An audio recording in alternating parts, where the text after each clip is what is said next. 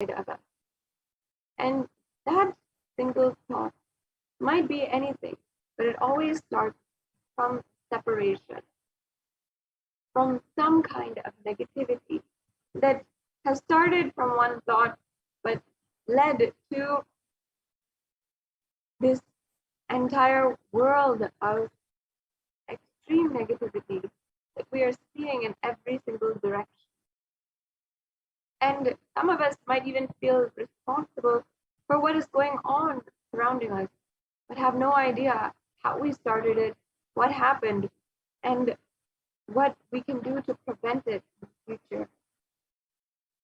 Understand that violence is much like a virus. Starts out small. It might be something which you feel, yes, that's right, actually. But as it grows, it becomes into something uncomfortable, uncontrollable.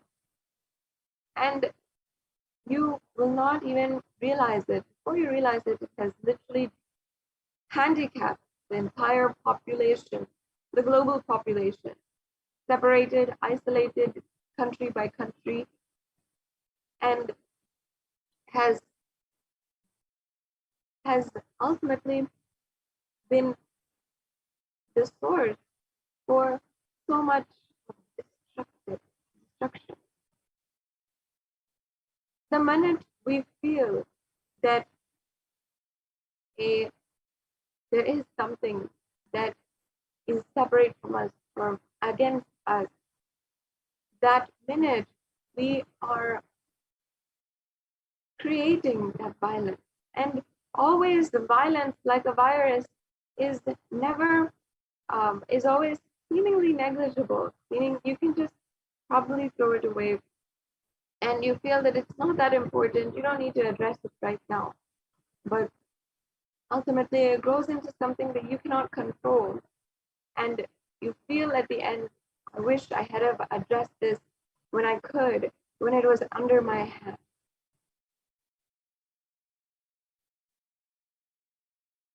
When you understand different kinds of these different kinds of streams of thought, how violence is sourced, where it starts from, it ultimately brings solution. And even the highest forms of violence that we see, including violence against women today, gender-based violence and femicide, always start, even institutionalized patriarchy, always starts from normalized forms of the misogyny and different kinds of sexualization and objectification of women. Whatever we are seeing, the different kinds of violence started out different kinds of violence against women between countries or between in the nation at large, in the whole community. It always starts again in our intimate homes, in our neighborhoods, and from in between two people.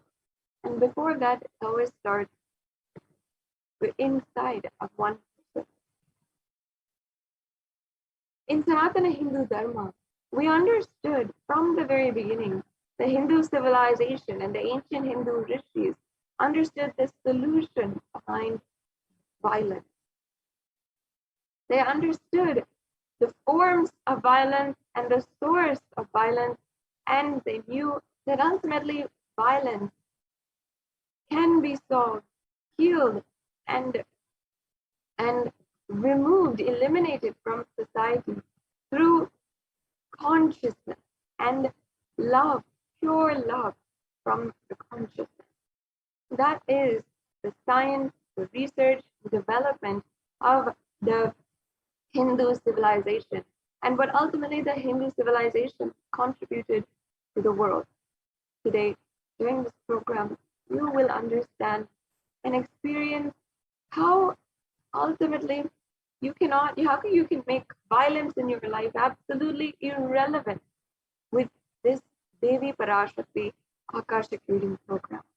Just because when you relate to the divine, as a mother, all violence simply becomes irrelevant, because you know ultimately you cannot show violence against existence, against life, against the universe, against another person in front of you, against the whole world, against society, especially when you understand that the divine is mother. And when you start seeing everything as your mother, you will understand that you literally belong to existence. You literally came from existence. What's the question? Where is the question of feeling separate, lonely, desperate, or orphan when you are being attended every moment and taken care by your mother, by the divine cosmic mother? In this program, you will experience just that, the shift in cognition between seeing everything around you as a separate and everything around you as something that is separate, and seeing everything around you as your own source, as your mother. And what difference it makes, you'll start to see in your life when you just shift that cognition. If you feel it's too difficult, don't worry. I can assure you that just as with one diksha, one darshan, the cognition that we have around us, that everything is against us, will simply change. And today you'll be experiencing the Bhava Samadhi darshan of Devi Parashakti. The Bhava Samadhi darshan is a way that you can awaken that costless bliss inside of you. The bliss that comes from the enlightenment experience itself, that comes from never being taking granted things in your life. And you will see how it manifests in such an amazing way. I welcome each and every one of you to this program once again, where you can experience even the Kundalini awakening, the awakening of the latent potential energy inside of you. You will see, you can even see up to 1,300% level increase in your energy levels, in your inspiration, your newfound inspiration for life every single day. And this has been researched and shown to the world in several different experiments with the Kundalini awakening by the Avatar, by the Supreme Consciousness. And Devi Parashakti is manifesting through the Supreme of her love and passion for each and every one of us to grant us boon, to take care of us in every different level of ourselves, and to reveal our past, present, and future, to guide us in this extremely difficult time. I understand that so many of you are going through something in your life and unable to find solutions. There are so many spiritual solutions, and it is time that we stop looking outside in social institutions or in different kinds of ideas that are presented to us by the society, by the community at large, and start to look in, because that is where it all started first. Today, before we go on to the next segment of today's program, I would like to briefly take a few minutes to introduce to each and every one of you the way that you can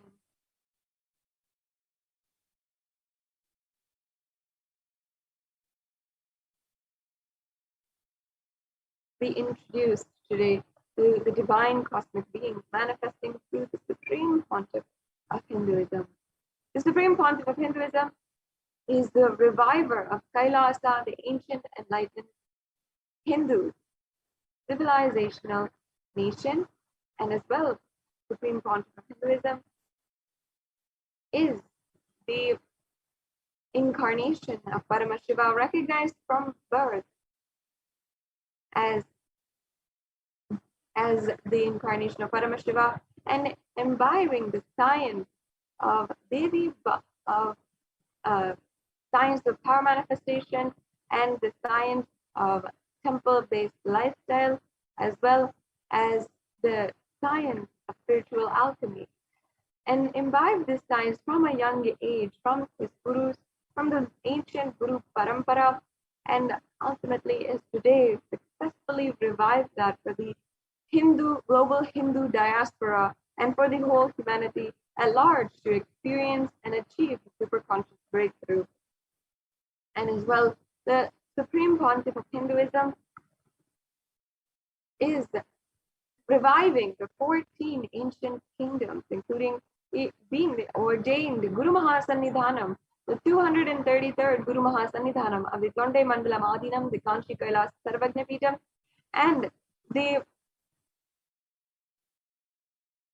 as well the incumbent emperor of the Surya Vamsa Surangi Samrajyam, and as well the 293rd Guru Mahasannidhanam, the Jagat Guru Mahasannidhanam of the Shamala Pita Sarvagna Pitam, the Madurai Adinam, and as well the Supreme Pontiff of Hinduism is the reviver of so many different forms of the Hindu sciences, and with over 300 books which Supreme Pontiff of Hinduism has authored himself in either English, in Tamil or Sanskrit, and has then further translated these into 50 further languages. And as well, the Supreme Pontiff of Hinduism is the Acharya Mahamandaleshwar of the Atal Akada and the Mahamandaleshwar of the Mahanirvani Akada, and these are two of the ancient epic governing bodies of Hinduism, which the Supreme Pontiff of Hinduism is officially coronated as the Mahamandaleshwar and Acharya Mahamandaleshwar.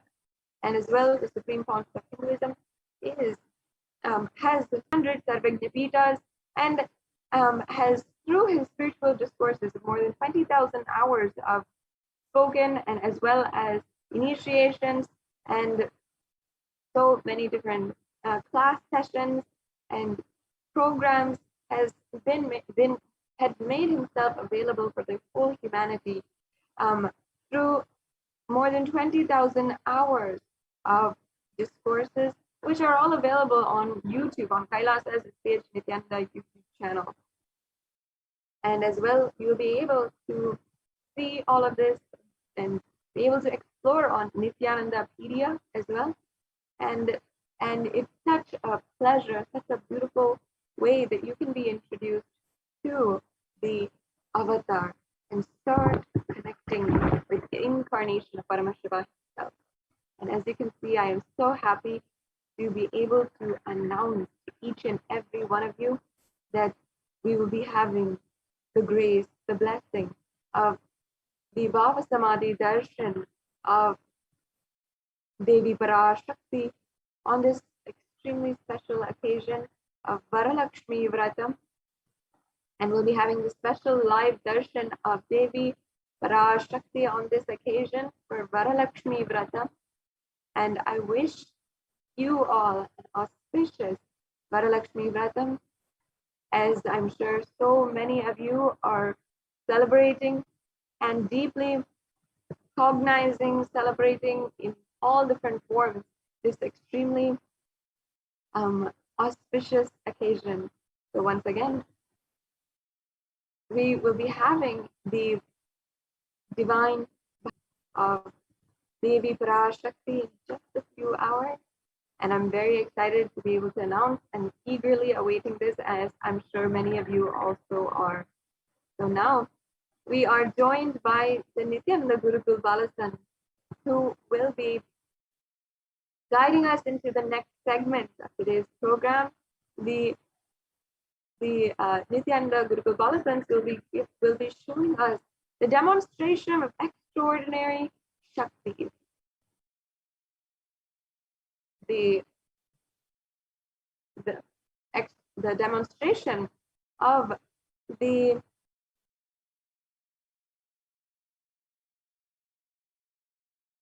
innate superhuman capabilities that each and every one of us have, that each and every one of you have. And after today's initiation, what could even manifest as your reality. So stay tuned, and we will be entering into the next segment of today's program in just a few short minutes.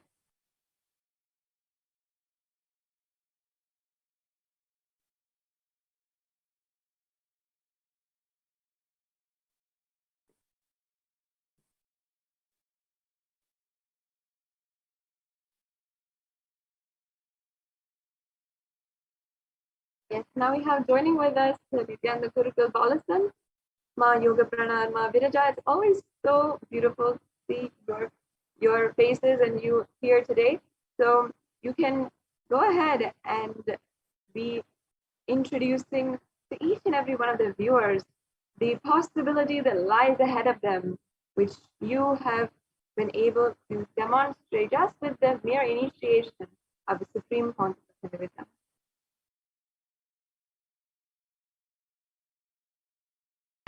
Yes, thank you so much, Manitya Sadashiva Priyananda, for that beautiful introduction. And all of us are going to be graced by Devi Parashakti herself today. So let us at 6 a.m. IST. So let us now move on into the next segment, which is the segment of the power manifestation, where all of you will be witnessing the extraordinary Shaktis of Paramashiva being manifested by the Balasans of the Nithyananda Gurus.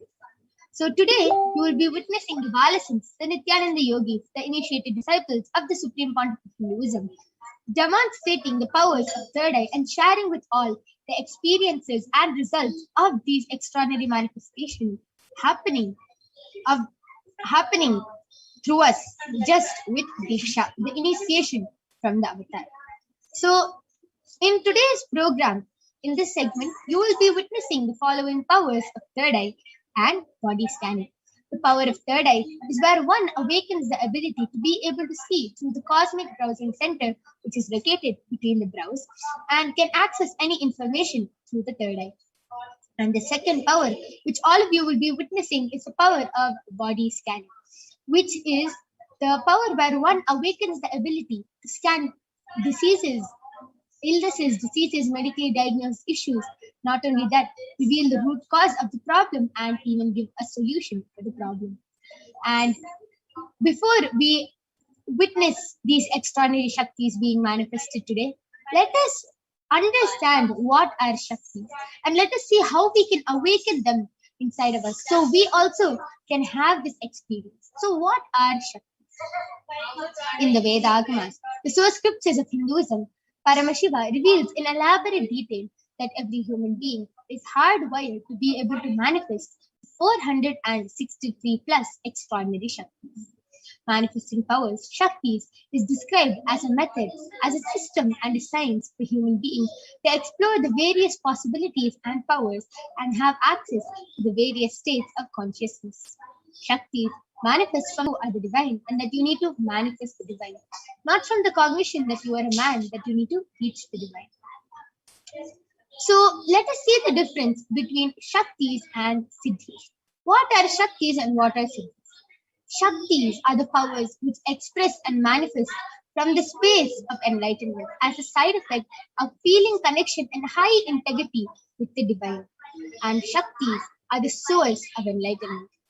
Siddhis are the powers that manifest from deep tapas, intense tapas or penance for enlightenment. Siddhis are on the path of enlightenment. Shaktis expressed through ordinary human beings in extraordinary ways, just with the initiation from the avatar. And Shaktis are permanent.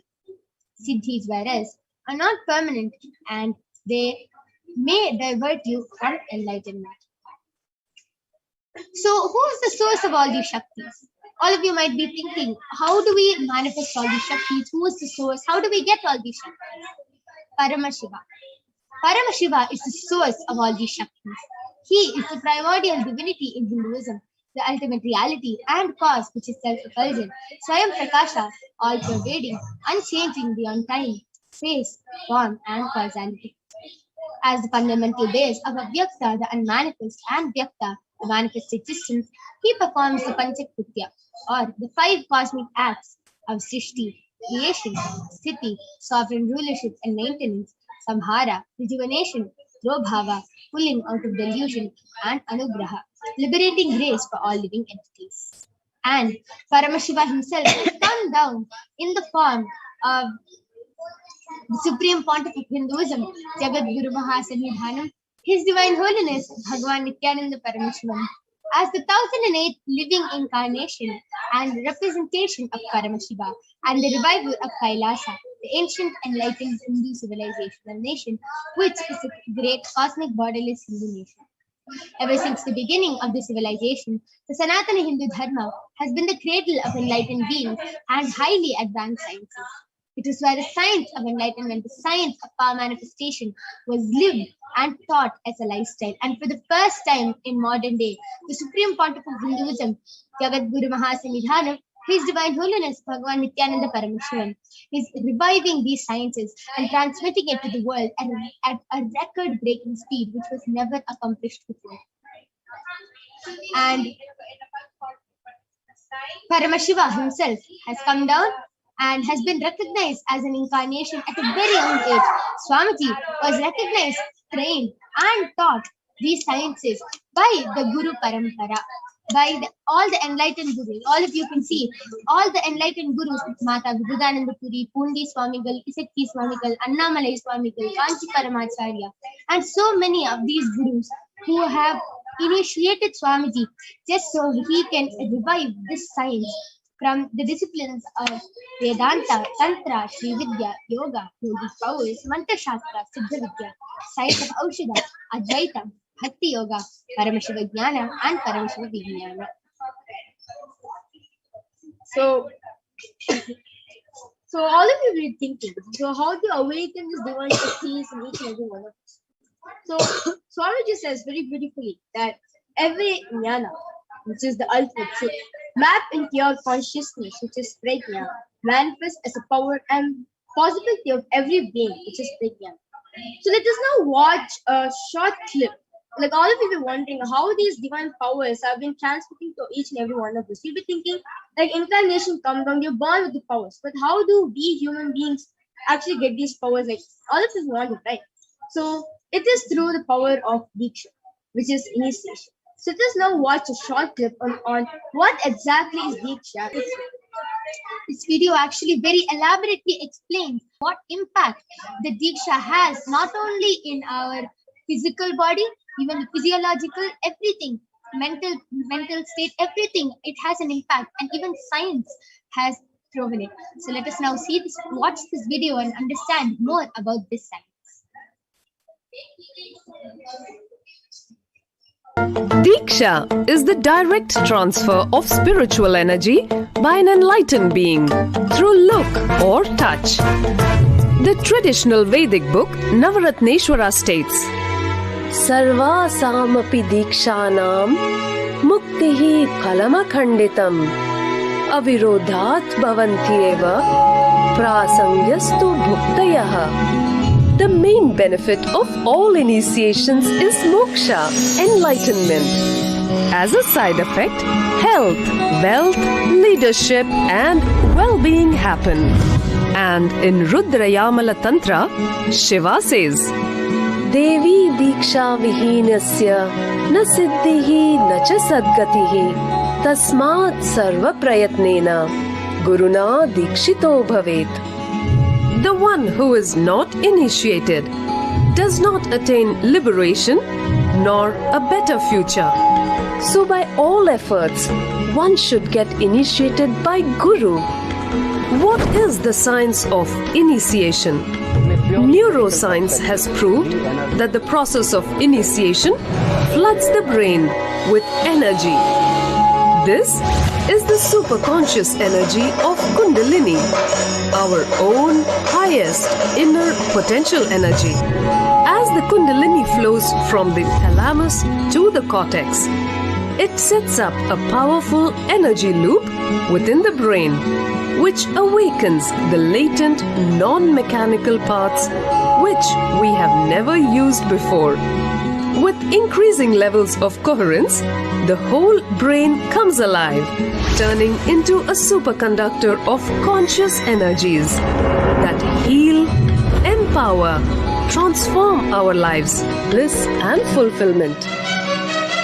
Initiation creates high awareness, visualization, creativity.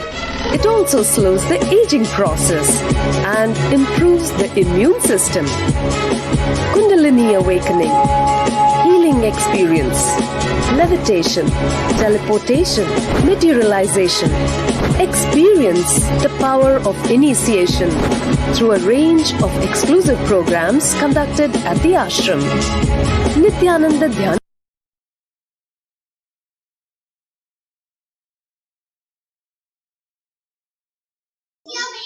Yes, with a beautiful video which explained very beautifully how the science of initiation has an impact, has an effect on us.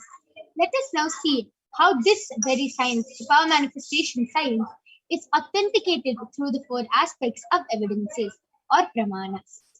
So the four evidences, the four pramanas are the Shastra Pramana, which is the eternal unchangeable truth that are revealed in the source scriptures. The next is the Apta Pramana, or the experiences and results of Aptas, or the authorities of Hinduism. The Vedic rishis and scientists also verified this science. Third is the Atma Pramana, or the account of Swamiji, His Divine Holiness Bhagavan Nithyananda Paramashivam. This millennium's avatar's personal experience of power manifestation. And last is the Pratyaksha Pramana, or the empirical evidence from observation and scientific experimentation. So all of you might be wondering, where do we get all these shastras from? Where do we get all these scriptures from? And how are we sure that they are actually something which has happened and not made stories? We get all these Shastra Pramanas from the Vedas, which is a living applied science. Vedas are the ultimate superior authorities for Hindus, and they are the pure science where the ultimate truths are explained. Agamas are the scriptures where the applied technology, the applied science is expanded. Vedas and Agamas, Vedagamas, are given the status of Shruti as they are directly revealed by Paramashiva. They are the ultimate, eternal, unchangeable truths. And any reference cited from these Shastras or the source scriptures is called a Shastra Pramana. So without further delay, let us get ready to witness an extraordinary demonstration by the Balasans of the Nithyananda Gurukul. So before we move on, let us enter into the Shastra Pramana, which is from the Vijnana Bhairava Tantra.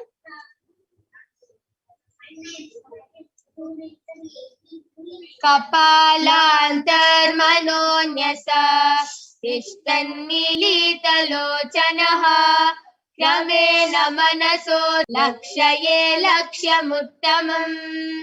The translation goes, by fixing the mind on the inner space within the ground center and sitting stably without any movement, having the eyes closed in succession, by that stability of the mind and inner space, through the power of the third eye, one directly sees the ultimate goal Lakshyam, by having the vision beyond the sight that reveals any object or place, attaining the space of oneness with the source Paramashiva. The next is the Atma Pramana, where Bhagavan Shri Krishna initiates Arjuna into the power of third eye. So this is where all our ancestors have actually manifested this power. It goes back to the time of Dwapar Yuga, where the Mahabharata war happened, and where Bhagavan Shri Krishna initiates Arjuna into the power of third eye. And Arjuna beautifully in the 11th chapter of the Srimad Bhagavad Gita, Arjuna beautifully narrates and describes the complete cosmic form of Bhagavan Shri Krishna as he sees it through the third eye. So Bhagavan Krishna beautifully says to Arjuna, Natu mam shakyase drashtum anenaiva swachakshusha divyam dadami te chakshuhu pashyame yogamaishwaram. The translation goes, but you cannot see my cosmic form with these physical eyes of yours. That were I grant you the divine third eye. Behold my cosmic opulence. And the next is the Atma Pramana, where Swamiji beautifully shares in his own words and how Inside and out. third eye power. Let's now watch a short clip.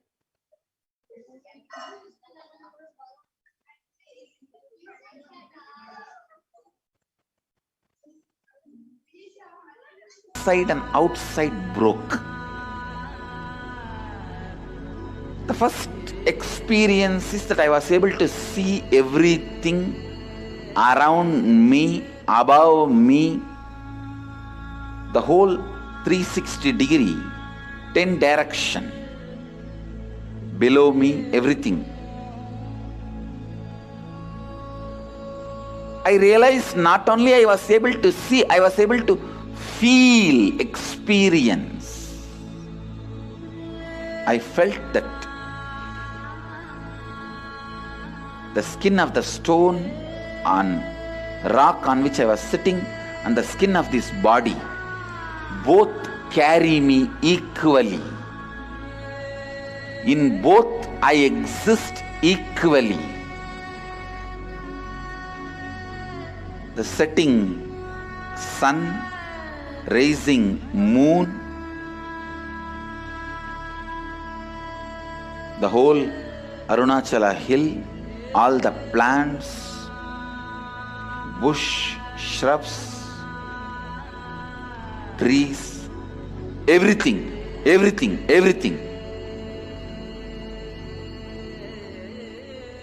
just became so alive.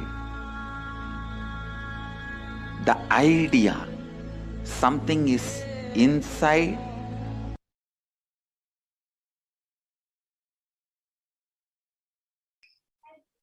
Yes. So let us now see the Pratyaksha Pramana, which is the empirical evidence from observation and scientific experimentation. So the study measures compare the metabolic cell activity of the brain in the conscious and meditative states using the PET, which is the positron emission tomography. So when doing daily activities, high activity is measured in the brain where the third eye is located, and when Swamiji is in the deep state of Samadhi, only the third eye region is active and almost 90% of the rest of the brain is at peace. So without further delay, let us get ready to witness the extraordinary demonstration by the Balasins of the Nithyananda Gurukul themselves, who will be showing and demonstrating how this extraordinary Shakti is manifested just with the initiation from the avatar. So now I request the slides to stop being projected. All of you will now be witnessing the demonstration. All of you can see I have a medically tested eye band with me, and in front is a complete opaque sheet. It's a thick sponge, and you can see that there is no gap under the eye band at all, and there is no possible way of light entering this eye band at any cost. And Balasant, who will be demonstrating this extraordinary Shakti, is Maniti Virajananda, who is 16 years old, and she has been in the Nithyananda Gurukul for past 9 years now, and she is going to be demonstrating this power to all of you today. Yes. So now all of you can see I'm unstrapping the eye band in front of the camera, and I am placing it on Mahavirija's eyes.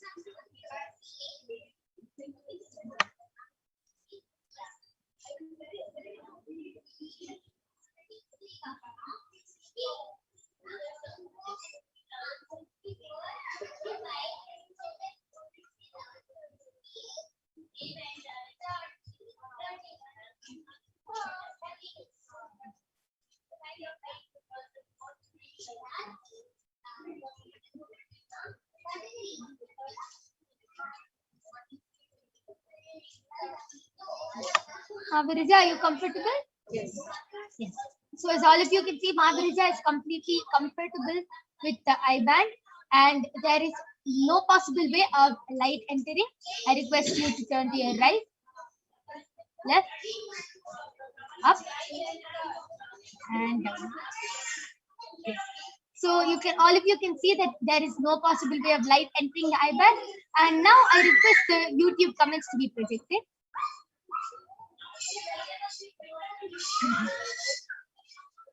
Actually, I would like to confirm all the viewers who are watching us live right now that around me there's no sorts of audio devices like speakers, microphones, or there's nobody around me other than my how to say, my co-host, my yoga prana.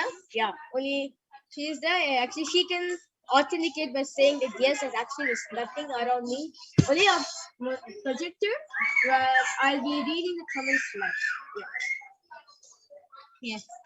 So, Mavirija, you can go ahead and start reading the chats from the comment section. I request the comment section be scrolled down a little bit. Yes. So the latest comment which is posted in Kailasa's HDH Nithyananda YouTube channel is posted none other than Ma Nithyananda, and she has posted blessed and beautiful browsing center blossoms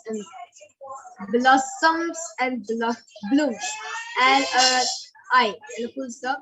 Nithyananda Virida and a smiley face. Yes, Nithyananda, welcome back. Actually, nice to meet you back again. Yeah. Yeah, so you're an everyday customer. Yes. And Ma Birija has correctly read out whatever Ma Mahajalandhara Sitananda has posted in the chat section. And all of you can see how Ma Birija was so confident with what she read. Is this, or I think it is this. She was very confident. Mahajalandhara Sitananda has posted this, and this is what emoji she has posted. So she was very confident about it. That is the power of the third eye. That is how it is manifested by the Balasins. Yes. Mavirija, you can go ahead and continue. Yes. So in the Facebook comment section, lately is posted by Pargunan Paramashivam has posted Om Nithyananda Paramashivoham, and Malati Kanadi has posted I request body scanning and healing, and thank you. Sure, ma, Maladi, you will be having the power of body scanning. We'll be scanning you in the next few minutes. Yes. Ma Malati, just by the blessings and grace of Swamiji, immediately after this power manifestation of Mavirija demonstrating this power of third eye, you will be witnessing the power of body scanning being manifested by the Balasins of the Nithyananda Gurukul. So do not worry, we'll surely be doing a body scanning. And yes, Mavirija, you can continue reading the comments. And Satish Rani has posted just a minute ago an emoji where a girl with pink colored hair is holding a heart. Wow. Even that, Mavirija was so confident, and it was just whatever Paramashiva reveals, it is just a trust with Paramashiva. Yes, Mavirija, you can continue reading. Yes, Salim G has posted in YouTube Nithyananda and Namaskar emoji and 2 hearts and a mushroom and a girl with dark skin.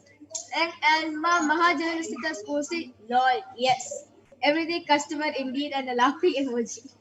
Yes, Ma Mahajalandhara Sitananda is an everyday customer and always helps us out with the body scanning and everything. Yes, Ma, thank you. And yes. Sanjay Vikaria has posted Nithyananda Balasins and exclamation mark. Gratitude for the wonderful information about the Vedas and the Agamas and 2 Namaskar emoji. Yes, actually, Sanjay, all this, if you can actually see, if you read the Guru Gita, beautifully says that any Guru, whether you're enlightened, whether you're incarnation or no, if you are transmitting some knowledge to the world, it always has to be acid washed, because the experience you might have specifically will be good for you, but not for the whole world. So Swamiji exactly does that. Any experience he had, Swamiji had the experience of the third eye vision, but he completely acid washed it with the Shastra Pramana and the Apta Pramana, and then only he gave it out to the world as Sakshi Pramana.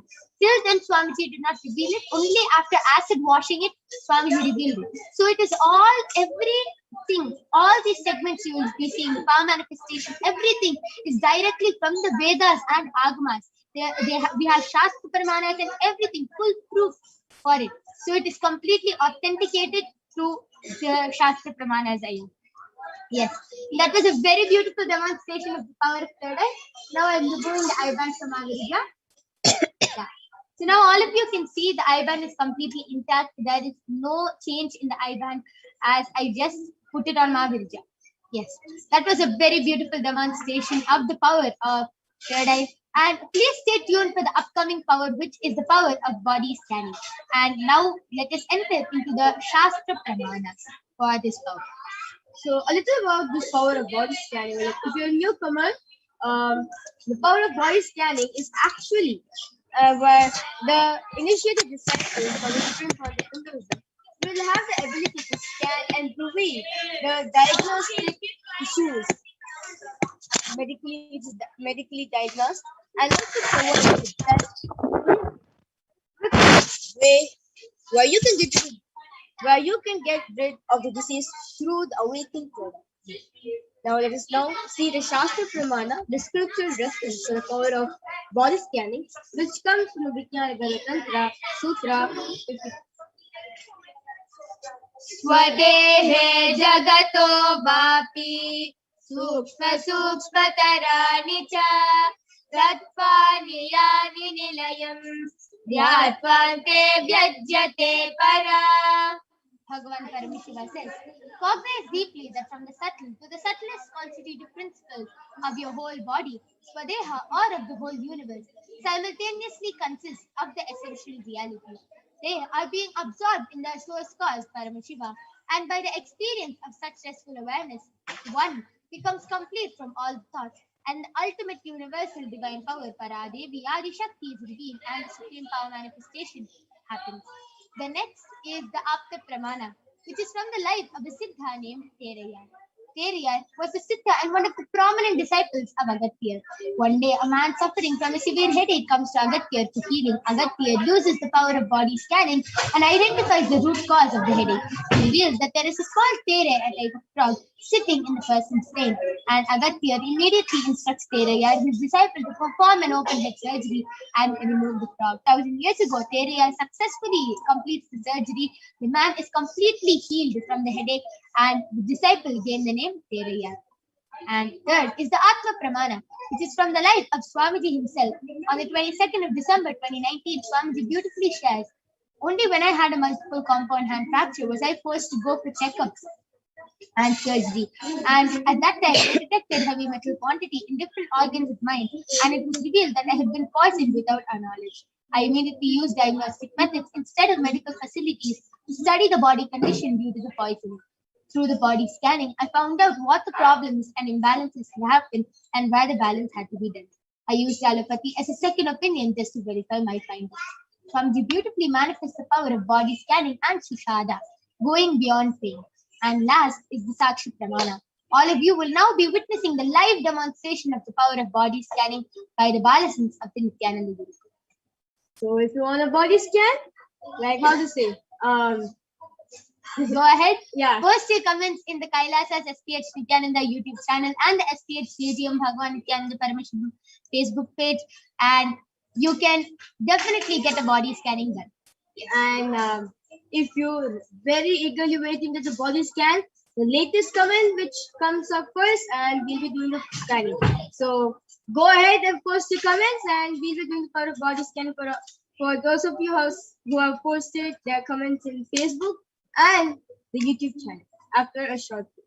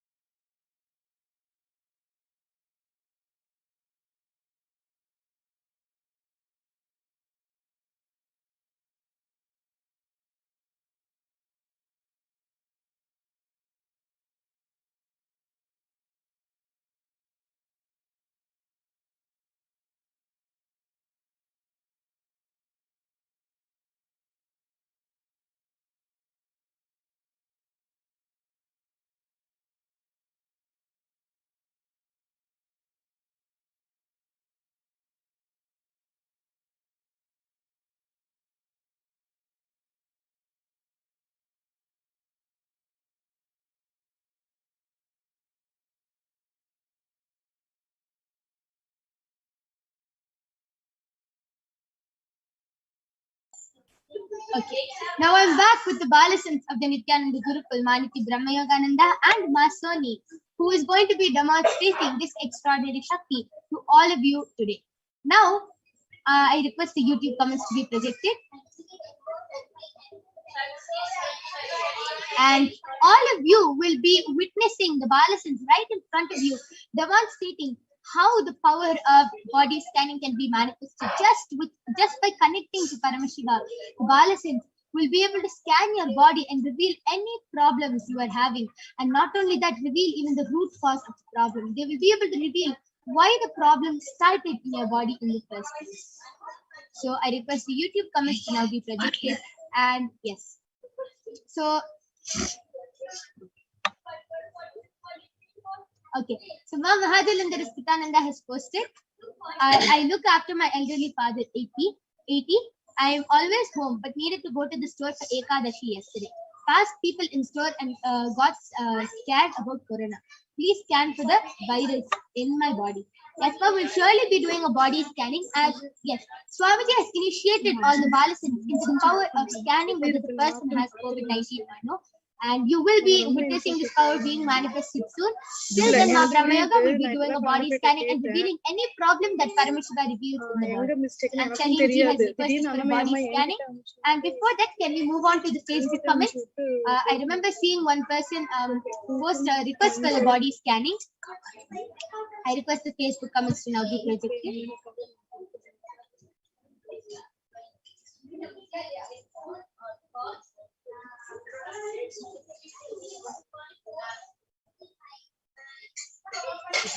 So Ma Malati has requested for a body scanning.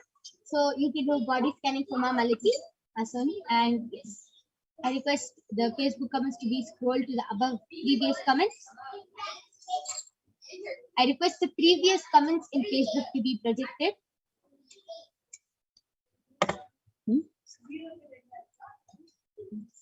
I request the previous comments in Facebook to be projected. Okay.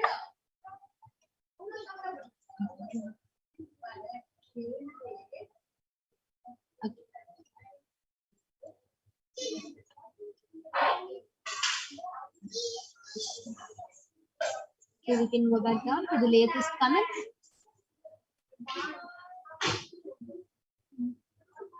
Yes, Ma Soni, you can go ahead. Nithyananda Malati, Ma Paramashiva revealed that you need really lots of water in your body. Now you are having stomach ulcers. So Paramashiva revealed that drink at least 5 liters of water in a day. Your stomach ulcers will be completely healed. Okay.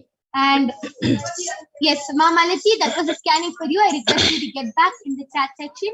And you have requested for body scanning for Jagannath Kannade, and you have his consent. Yes, Ma, surely we'll be doing a body scanning. Ma Soni, you can go ahead and do the scanning for Jagannath Kannade.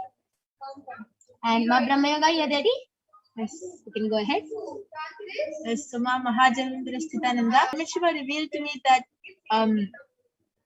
that your immune system is actually quite strong already, but he revealed that that for you to strengthen it even more, is start taking bath with cold water in the morning. No, stop using warm water and start using cold water while you take bath. And also from 3 meals, reduce it to 2 meals a day. If you follow these 2 things, you'll see that your immune system starts becoming really strong, and you'll also start becoming really active. Yes, and one more thing, Ma, Paramashiva just revealed it to me. Paramashiva revealed to put turmeric in the water which you're taking bath with and start drinking hot water, like a boiled tulsi in water, and start drinking hot water, and you'll be completely fine. So I request you also to get back in the chat section. I request the YouTube comments to now be predicted.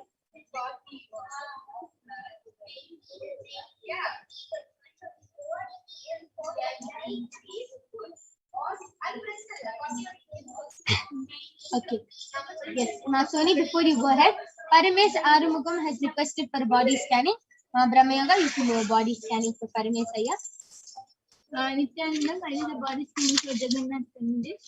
Here Paramashiva revealed that you are having cavity in your teeth area. So for the Parameshwar is telling us to brush with Parashakti twice a day. Once when you get up, and second time when after eating, after having your last meal, and in the last brush with Haritaki after having all your meal. And second thing, Parameshwar revealed that your this neck, reach and bone is really weak area. Parameshwar revealed that you have to do a massage with mustard oil, warm mustard oil. Okay, yes, and I request Facebook comments to be predicted. This was for Jagannath.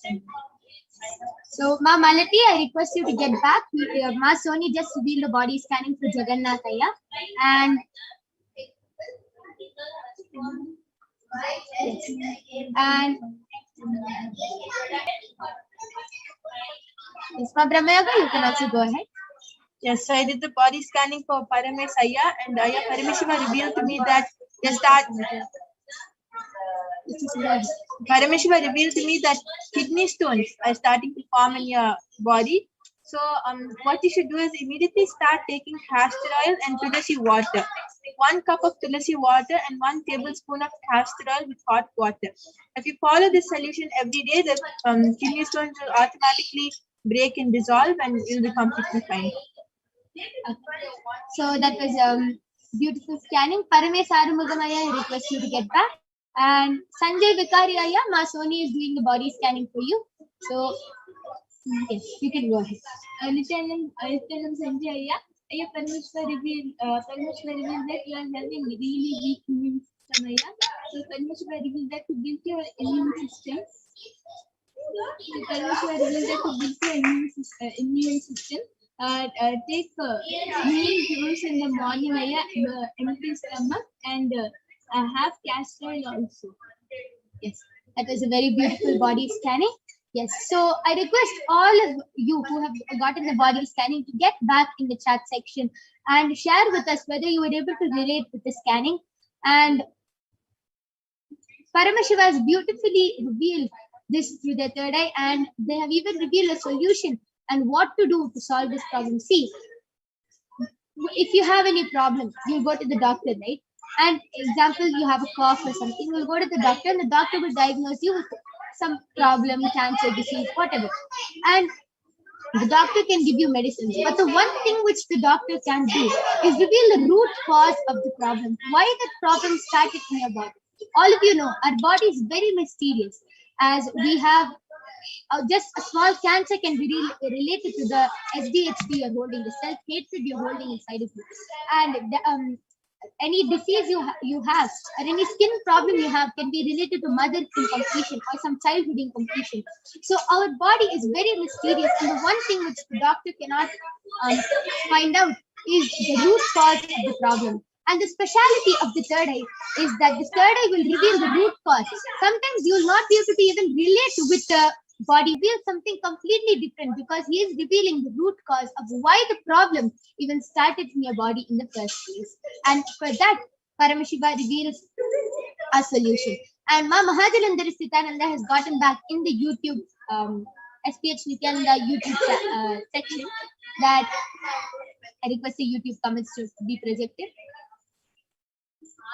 That thank you, Ma Brahma Yoga and Ma Yogaprana. Yes, I do have a strong immune system. Paranoia and fear are not nice. I tend to have warm showers, so now we'll do cold bucket bath and add turmeric to it. And she has also gotten back telling me also drink the tulsi water. It's been in my mind recently to do that. I'm still getting my gut fixed, but once it's back on track, I will do 2 meals or even 1. Okay. Yes, Ma, just follow whatever Paramashiva reveals and you will be completely healed. And remember, Swamiji is always there protecting you. So don't be in the fear or anything. Trust Swamiji always. And Ma Sanjay Vikari Ayya has gotten back telling thank you. Paramashiva's advice will be well followed. Yes, thank you Ayya for getting back. And Paramesh Arumugam has gotten back telling thank you. Yes, we thank all of you for getting back. And now it's time. We are going to be concluding this session. And we thank all of you for joining us in this segment of the Power Man. You can always join back every day at 2 a.m. IST and 4 p.m. IST to witness this power manifestation segment. The extraordinary Shakti is being demonstrated. And please stay tuned as we are going to have the special live Bhavasamadhi Darshan of Devi Parashakti herself at 6 a.m. IST 20th August and 5:30 p.m. PST 19th August. So we thank all of you for joining us. Thank you, Nithyananda. We'll be having Ma Madhura joining with us, who will be teaching all of us about the divine feminine consciousness and who is Devi Parashakti and much, much more.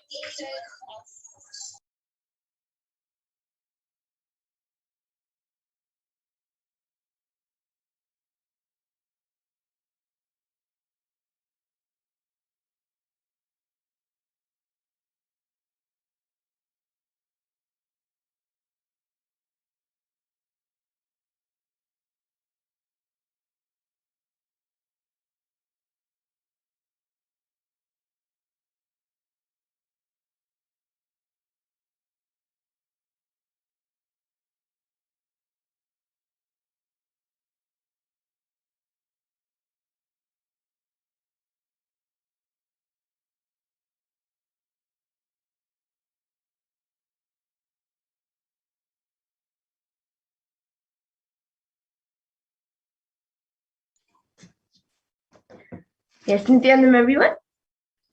Yes, Nithyananda Ma Madhura, please go ahead. Yes, I request the entity volunteer to check the next slide. Yes. So now in this next segment, we will be learning about the divine feminine consciousness, about who is Devi Parashakti.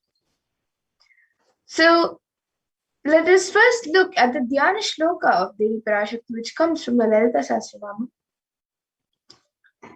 Sindhuraruna vigraham trinayana manikya mauli spurate taranayaka shekharam smitamukhi mapina vakshoruham panibhyamalipurna ratna chashakam raktotpalam bhibratim saumyam ratna katastha rakta charanam dhyayet paramambika.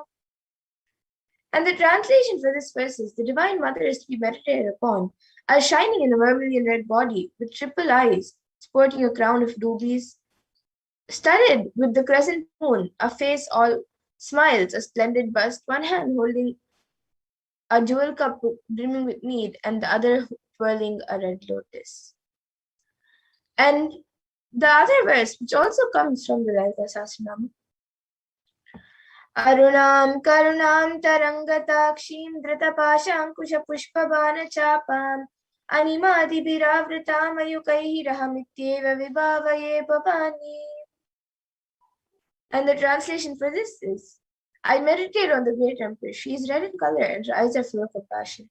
She holds the noose, the good, the bow, and the flowery arrow in her hands. She is surrounded on all sides by powers such as animal-fed rays, and she is the self within me. And Devi Parashakti is the ultimate pure feminine consciousness. Parashakti is the cosmic mother. It is her cosmic womb from which billions and billions of universes come out and go in, and the source where the Big Bang and black holes go on and on. Parashakti is the source Shakti, the source energy, the source power from which all of us came, in which all of us are in even now, and in which all of us are going to merge. And today, out of her extreme love and compassion, Parashakti herself is manifesting through the embodied form as the Nijavatar of the Supreme Pontiff Hinduism, Jagat Guru Mahasannidhanam, His Divine Holiness Bhagavan Nithyananda Paramashivam, gracing us, answering all of our questions, attending to our prayers, giving boons, healing us, revealing our past, present, and future, delivering profound spiritual truths, and ultimately giving us the experience of Paramashivoham itself. And in the words of Devi Parashakti, she beautifully says, raising as Omkara, expressing as Vedas and Agamas, blossomed as Shrimkara, filled as Parashodasi, living in 40 triangles, the Kailasha Swami is in Kailasha, Shri Purachintamani, Parashodasi, Meenakshi,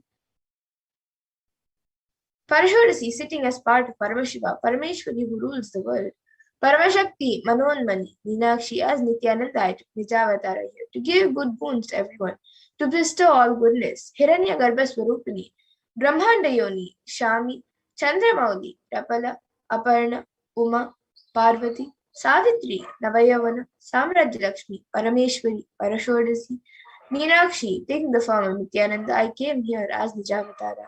With great compassion and blessing, listen people, to do good to all of you, I took the form of Nithyananda and came down as Nijavatara. And again, Devi Parashakti beautifully says, raising in Omkara, blossoming as Shiva, Shiva manifesting as source of existence, powers of existence, expression of existence, blossoming into two as Prakriti and Purusha, blossoming as three Shaktis, Icha, Kriya, and Jnana, growing as four Vedas, expanding as five Panchabhutas, beyond six chakras, filled as Gotras of seven Rishis, expanding as five Panchabhutas, beyond six chakras, filled as Gotras of seven Rishis, existing as nine, expanding as eight directions, existing as nine grahas, blossoming as 10 indriyas, being as 11 rudras, creating all the worlds to tell and make truth blossom and to do good. Parashorasi, Meenakshi, in the form of Nithyananda, I came to bless every one of you. And now let's see how we can receive Devi Parashakti. So literally we're seeing Paramashivoham and Parashakti at that moment. She is there on your screen, so always receive her very traditionally. You can keep 2 betel leaves, 1 banana, 1 betel nut, and a coin in front of the screen as you receive Devi Parashakti. And for those of you who don't know, the coin is actually considered the traditional dakshina in the Hindu tradition. It can be the lowest value. In India, it can even be just 1 paise. In the US, it can even be just a cent. Swamiji says, I'm not trying to monetize. Keep even 1 cent, it is okay. So for 100 days, if you have darshan, it will add up to $1. In India, even 1 paise is okay. And you can offer that to Devi Parashakti. And once the darshan is over, you can do namaskar and eat the banana, the betel leaf, and the betel nut, taking it as prasadam immediately. And the coins that you collect, you can send it to the Los Angeles temple for the further procedures. And some of you might be wondering how this betel leaf and betel nut may benefit you, whether it's physically, emotionally, mentally, how will it benefit you? So this betel leaf and betel nut may look too small, but in a few days, you will see how much it adds to your sentiment that really Devi Parashakti is there. You will not take the Devi darshan for granted. Rituals will break your monotonous unconscious mentality and lifestyle and remind you and raise you to the powerful combinations. It will break your unconscious behavior. And now all of you can see how you can set up your tambulam. You can set up the 2 betel leaves, the 1 banana, the 1 betel nut, and the coin. You can set it up all in a plate. These are the 4 basic items, as you can see in the image. There are a few additional items also kept, such as a coconut, some kumkum, turmeric, bangles, and some flowers. So these 4 items, the betel leaf, the betel nut, the banana, and the coin, are the 4 basic items. But if you would like, you can also keep the additional items. So you can set up everything up in a plate, keep it in front of the screen, and receive Devi Parashakti when she comes for the darshan. And with that, we come to the conclusion of this segment where we have learned who is Devi Parashakti and how you can receive Devi Parashakti when she comes for the darshan. So with that, we'll now be moving to the next segment of this program where we will be seeing what Devi Parashakti has revealed in the Akashic and how important it is for all of us to understand, internalize, and follow what Devi Parashakti has revealed in the Akashic readings. So with that, we'll be back after a really short break to move on to the next segment.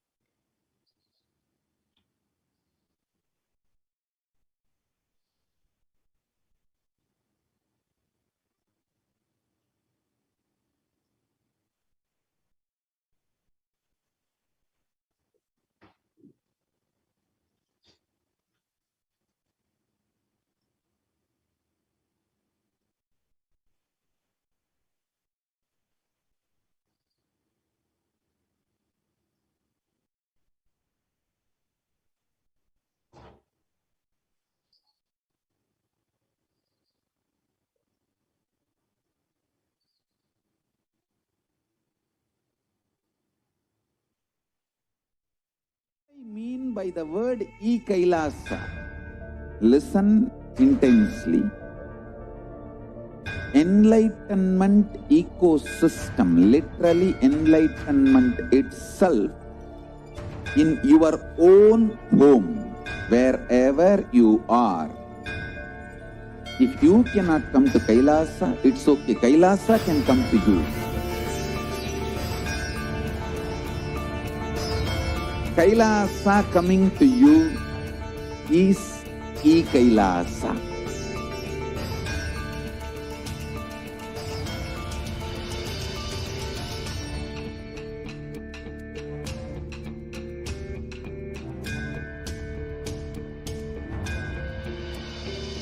I will revive Hinduism.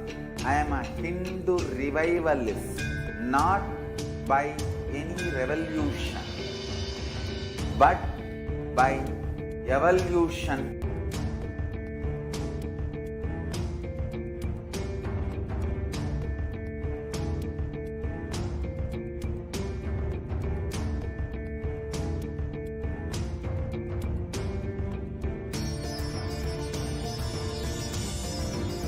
And setting model communities.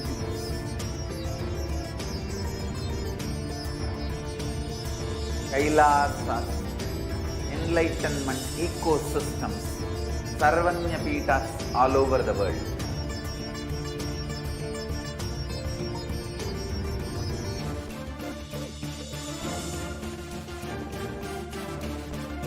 All powerful cognition, knowledge, only when you live, power manifestation and possibilities manifestation happens. This is a fundamental truth.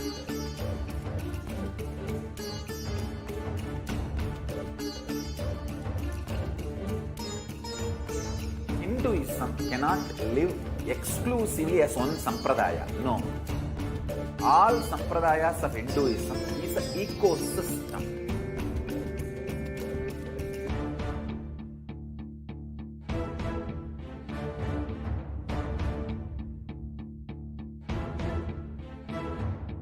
So don't keep quiet thinking that if one sampradaya is attacked, only that sampradaya is going to be affected. All of us are ecosystems.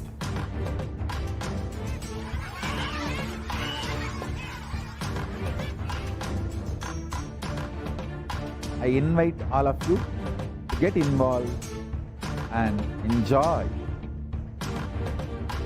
Hinduism by the principle of Dharmo Rakshati Rakshitaha.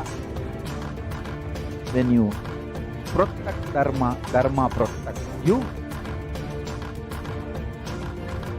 We will make the whole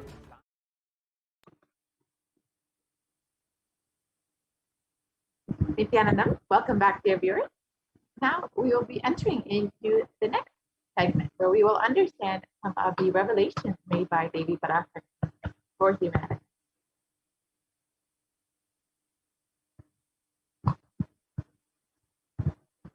So, as we all know, humanity is still undergoing the effects of the cosmic surge, the Pralaya. Thousands of deaths due to the global pandemic and emerging fungal epidemic, along with the record numbers of natural disasters, have taken a huge toll on humanity's collective psyche, leading to an increase in poverty, malnutrition, depression, and mental health issues. So what has caused this? Who is behind it? How could this have been avoided? What is the solution for this? In this segment, let us go through an analysis of Devi Parashakti's revelation on the cause and solution for this pralaya. As all of us know, over 4 million people have died over the course of this pandemic, and over 175 million people have been infected with COVID-19, and the worst affected countries are the US, India, and Brazil. And the number of COVID cases in India alone has crossed well over 29 million, and the number of deaths due to COVID-19 has crossed well over 374,000, with 75 million people falling into poverty since the beginning of the pandemic. Now, these numbers are considered to be severely underreported, so the actual situation could be much worse than what we know. And India is not just suffering from this global pandemic, but the suicide mental health issues as well. India is the 6th most depressed country in the world. And 6.5% of the population is suffering from some form of mental illness. And there is a rate of 10.9 for every 1 lakh people with suicide. And suicide is one of the biggest causes of death among the age group of 15 to 24 years. India is not just suffering from this ongoing pandemic, but several natural disasters have been affecting the country, including the cyclone in Kerala and recently the floods in Maharashtra. And as this pandemic continues on, there is a serious cause for concern for the third wave, which is to come very soon. So how could we have prevented this? How could we have avoided all of this? Baby Parashakti revealed on the 31st of May 2021 the reason for this ongoing. Let us listen to that revelation.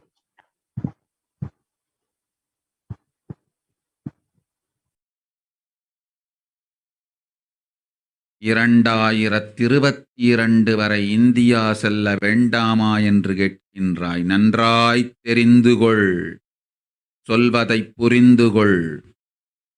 இந்த பெருநரகமான கிருமி போஜனம் இந்தியாவிற்குள் வரக்கூடாது என்பதற்காக 2020 பாரதம் முழுவதும் 12 ஜோதிர்லிங்கமும் பாத யாத்திரை செய்திடவே என் மகன் மூலமாய் திட்டமிட்டிருந்தேன். படுபாவிகள் ஓடத்தின் மாலுமியை ஊர்விட்டு துரத்தினார்கள். என்ன நடக்கிறதென்று பார். முறையாக கைலாய நாட்டின் தலைவனாக நிறை மரியாதையொடு நல் மதிப்பொடு என் நிஜாவதாரம் நித்யானந்தன் திருவடி மீண்டும் பாரதத்தில் பட்டு பாத யாத்திரை செய்த பிறகு மட்டுமே நீ அங்கு செல்ல வேண்டும். அதுவரை உன்னை காத்து செல்லாதே. ஓம்.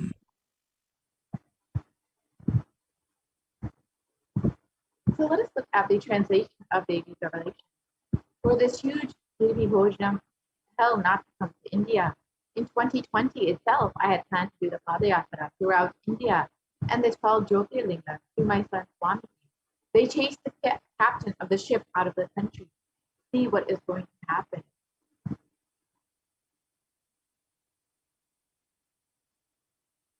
Let us go back to 2017 when the Supreme Court of Buddhism revealed the vision for the Padayatra that was to take place in 2020. Let us watch that video now.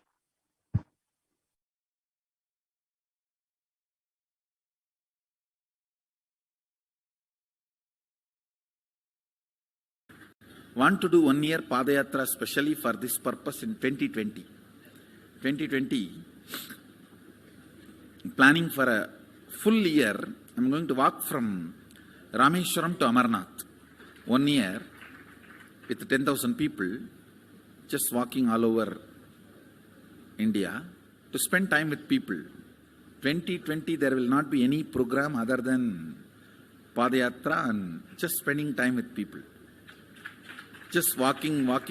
Of course, 10,000 people will be walking with me. Maybe 200 vehicles to carry our items, transportation, the river banks, and time with nature. 10,000 people manifesting powers, walking from village to village. What do you think will happen?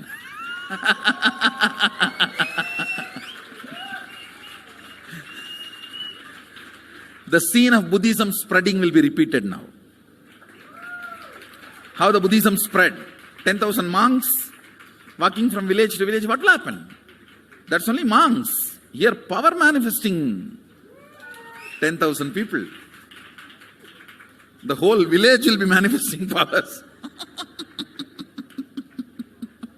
Just want to enjoy India and let India enjoy me.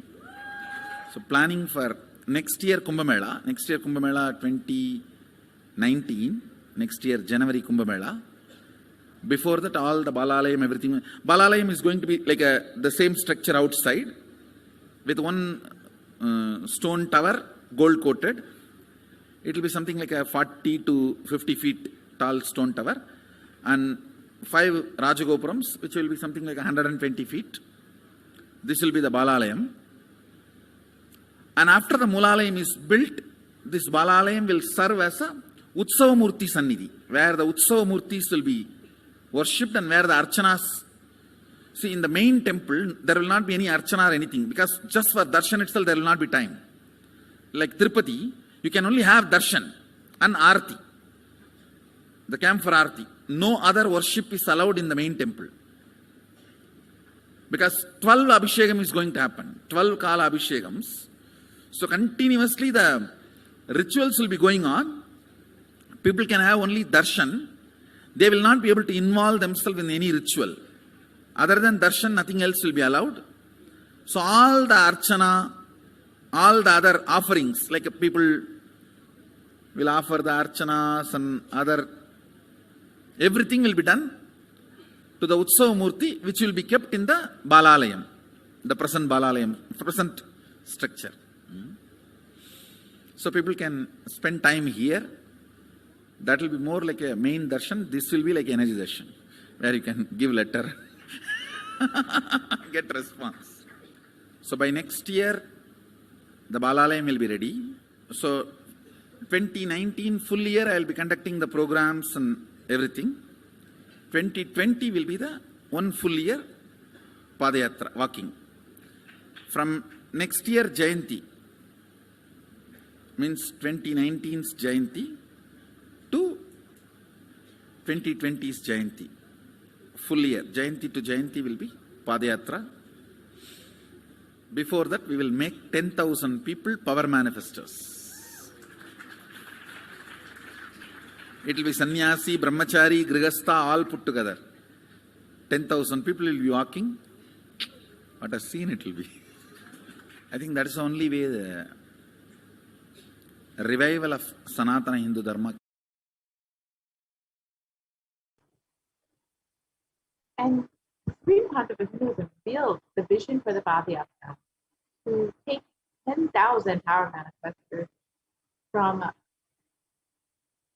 Kanyakumari to Kashmir and to meet people where they are, to allow them to see the Supreme Pontiff of Hinduism, be blessed by him. And the Supreme Pontiff of Hinduism was ready to give any solution for any problem for every single person, whether it's physical problem, mental problem, psychological problem, emotional problem. The Supreme Pontiff of Hinduism was ready to attend to people where they are. This whole Padayatra would see a huge revival of Hinduism, like the seed of Buddhism spreading. We would see how Hinduism would once again be revived to its glory. And since the age of 10, the Supreme Pontiff of Hinduism has been enriching people and preparing them for this Padayatra, to save them from this pralaya, and to bring the superconscious breakthrough to humanity.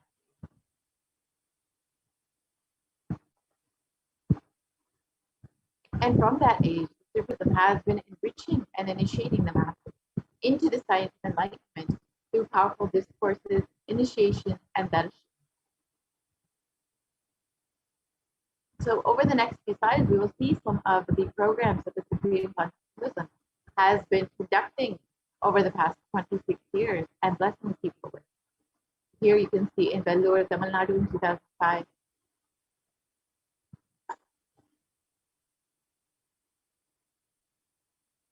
in Rasipuram in Tamil Nadu in 2005,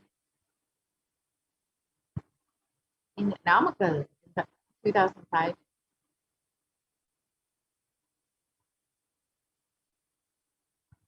and in Salem in 2005.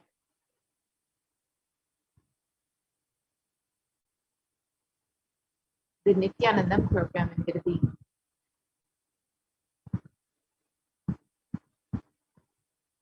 The Birth Star celebrations in Tiruvannamalai in 2005. The Jayanti celebrations in Adi Kailash Satyajita.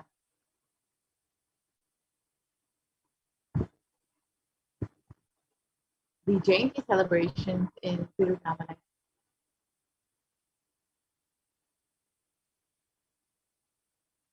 The Nithyananda Spurana program in Chennai.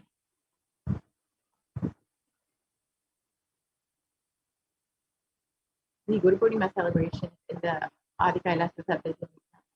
And each of these photos, you can see how many people are in attendance, how many people from different various backgrounds who are being blessed into the science of enlightenment. The Bhakti Spurana program, the Dhyana Spurana program, the Little Anandas program, which was blessing the youth into the science of enlightenment.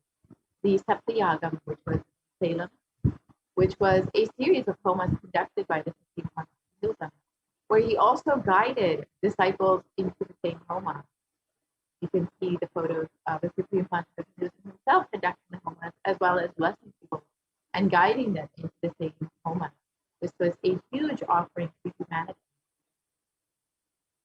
And the Nithyananda Spurana program in Adi Kailash Satyajita.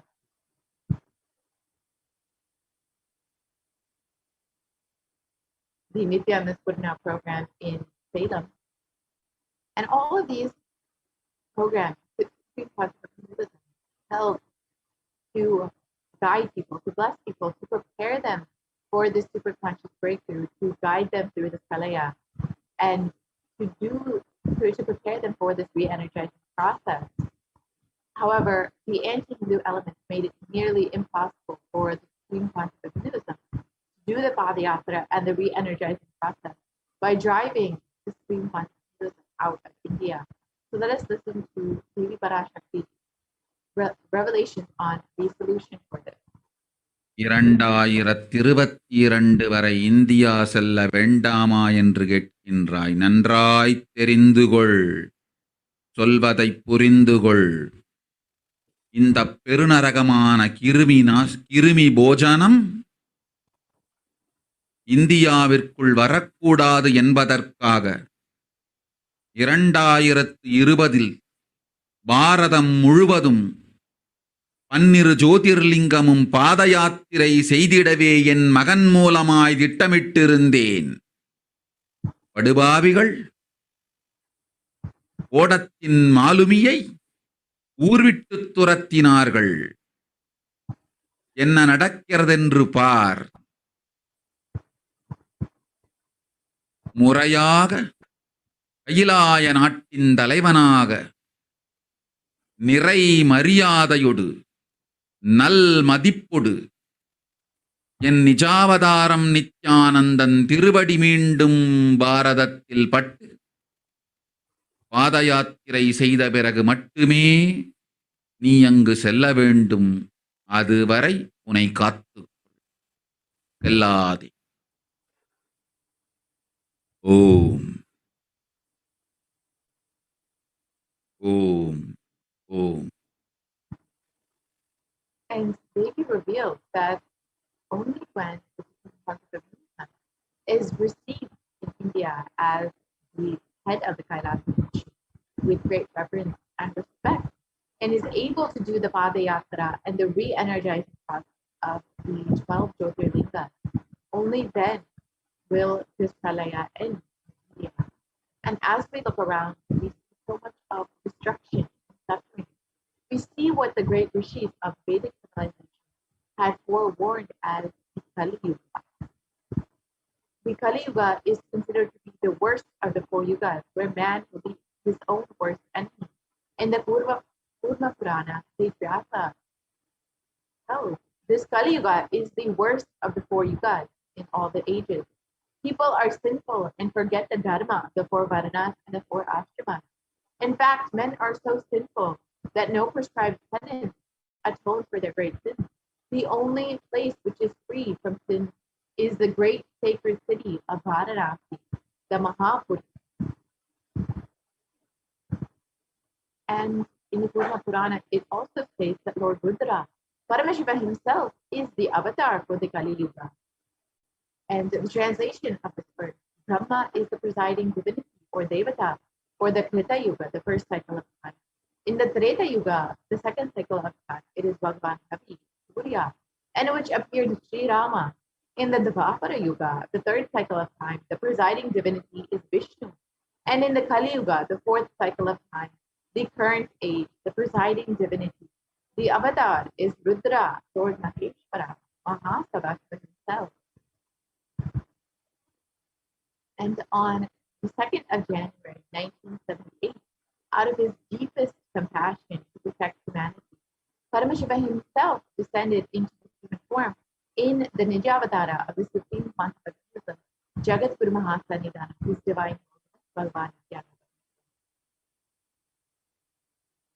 And if Paramashiva had waited even one more year to take a human form, if he had waited till 1979, it would have been too late for humanity. So let us understand what this means in the Supreme Concept of Buddhism's own words.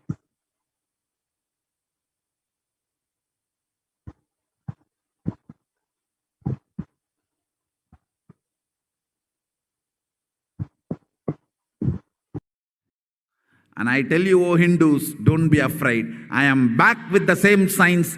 We are going to be rich.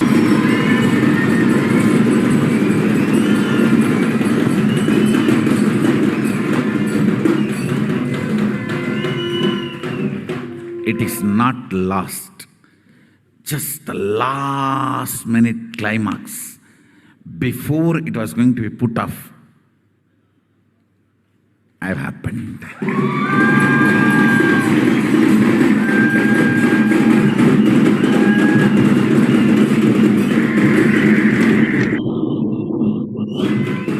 (1979) would have been late.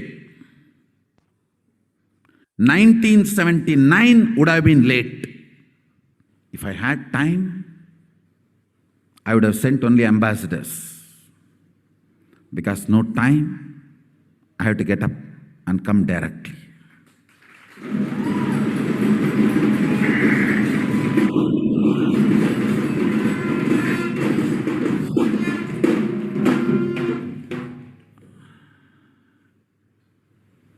O Hindus, feel blessed. Science is not dead. It is available. I have everything needed to bring that science back to life and establish its legitimacy.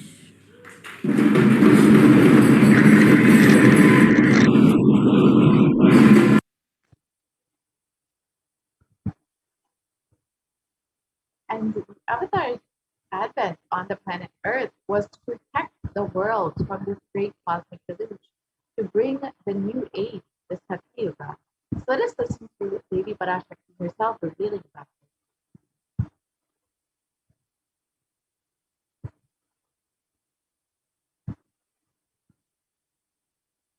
ஓம் ஓம் உலக மக்களே கேளுங்கள். கலி முற்றி கலி கழிந்து புதுயுகம் சத்தியயுகம் புறப்பட வேண்டிய காலம் வந்ததனால் வந்திருக்கின்றது இந்த பெரும் பிரளயம்.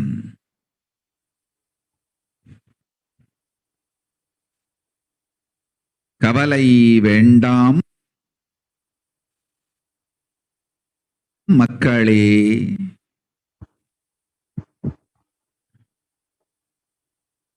நித்யானந்தன் வடிவம் தாங்கி நாமே இங்கு வந்திருக்கின்றோம்.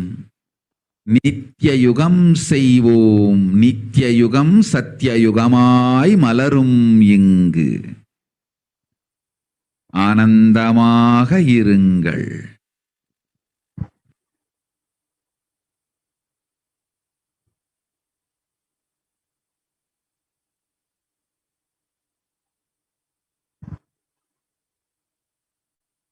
And the translation of Devi's revelation, people of the world, listen. The time has matured. The time has come, and it has matured into the time. Kali Yuga has matured, and over time, it has come for Satya Yuga to happen. So great Pralaya has come. Don't worry, people. In the form of Nithyananda, I myself have come here. I will make Nitya Yuga. Nitya Yuga will blossom as Satya Yuga. Be blissful. For this huge hell Gimi Bhoja not come to India in 2020, I plan to do the Padayatra throughout Jyotirlinga through my son Swami. And in order to prepare for this, the avatar began the Padayatra at the mere age of 10.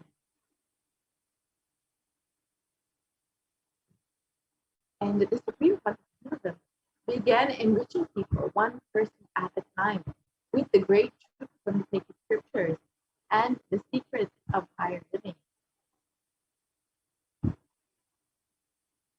Even at the age of just 14, all of his classmates would follow the Yatra, where the Supreme Consciousness led them from Kuriyatam, Tamil Nadu to Tirunelveli, the birthplace of the Supreme Consciousness, and a huge pilgrimage site. And when the Supreme Consciousness was around 19 years old, all his fellow classmates at the Ramakrishna Math recall the Yatra, where the Supreme Consciousness led them from Chennai, Tamil Nadu to Tirunelveli, and gave them an unforgettable pilgrimage trip experience. And the Supreme Consciousness continued walking the length and breadth of India, reaching more and more people, and preparing each one until the Supreme Consciousness founded the international mission, the Nithyananda Sangha, and to revive Kailasa internationally on the 31st of December, 1999. And the Supreme Consciousness established the first Kailasa enlightenment ecosystem, the Tiruchangota Adinam, on the 14th of April, 2001. And here you can see the photos of the Supreme Consciousness on the day of the inauguration, when he was just 23 years old.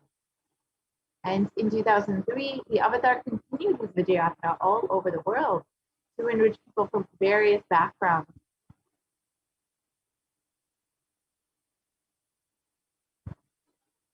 And the Supreme Consciousness intensity and dedication for the people, even among crowds who do not understand English, the Supreme Consciousness voice resonated deeply with each being and moved each one to tears.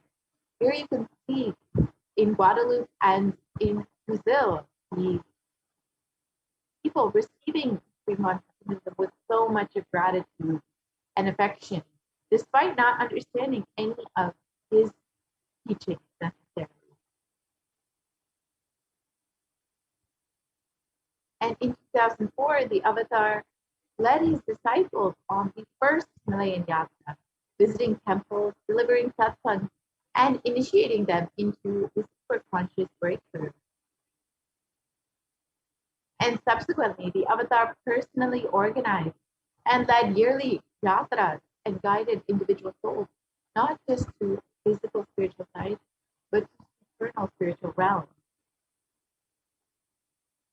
And in 2006, the Padayatras were taken to the next level with the Kodikan Padayatra, with crores of people participating, and each person impacted by Nithyanandeshwara and Nithyanandeshwari, who traveled from city to city, blessing each being who laid eyes on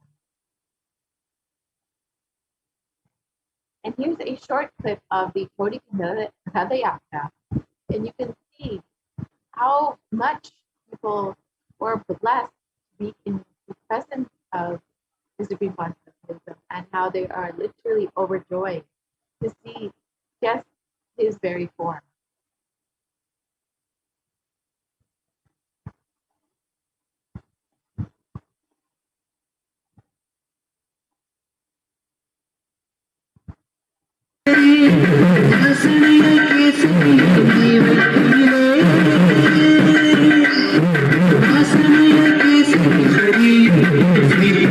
Asana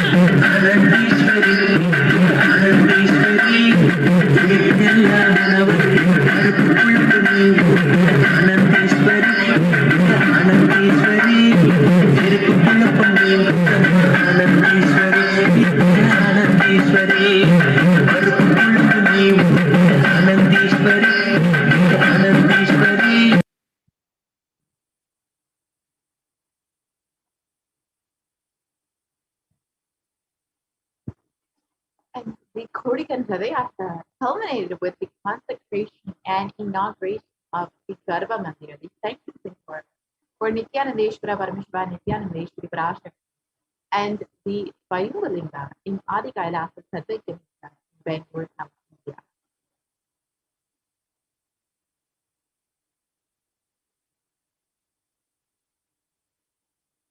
And these deities were energized as Archapatas, radiate the energy of Paramashiva and Parashakti to create Adi Kailasa Sadhya as a ship to save humanity from this upcoming Pralaya and to bring them into the new age, the Satyuga.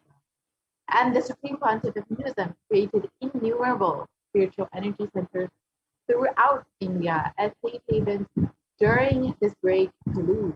And here are just three of them: the Kailasa in the Chandragopal, the Adi Kailasa Satyakimsa, and the Kailasa in Hyderabad. And in 2008, the Avatar created and energized the Nithyananda Vaidya River with the Anandalingam, which would protect anyone who bathed in its waters from the deadly COVID-19. Let us watch a short clip of Supreme Concept of Hinduism performing Abhishek for the Anandalingam.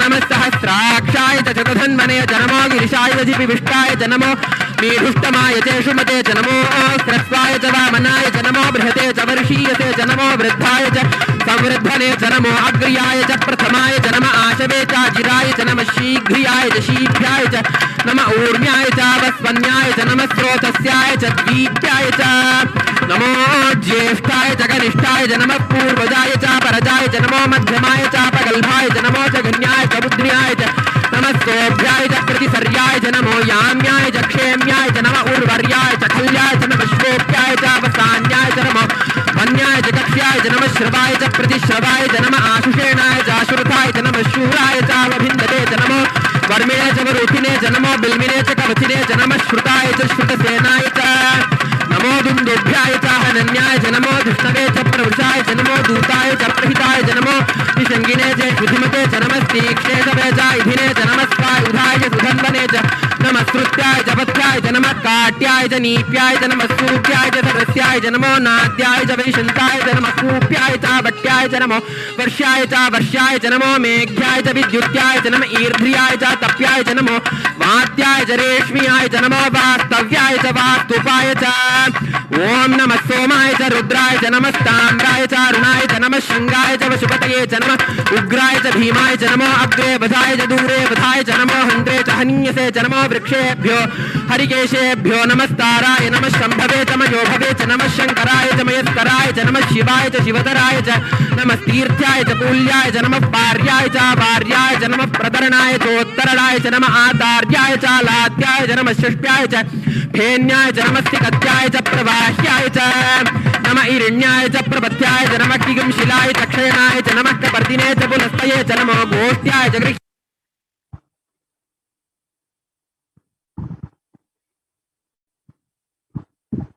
And in 2009, the Avatar held another Kodikan Radayatra and garnered international attention, creating a movement where lakhs of Hindus were once again embracing Hinduism. Let us watch a short clip.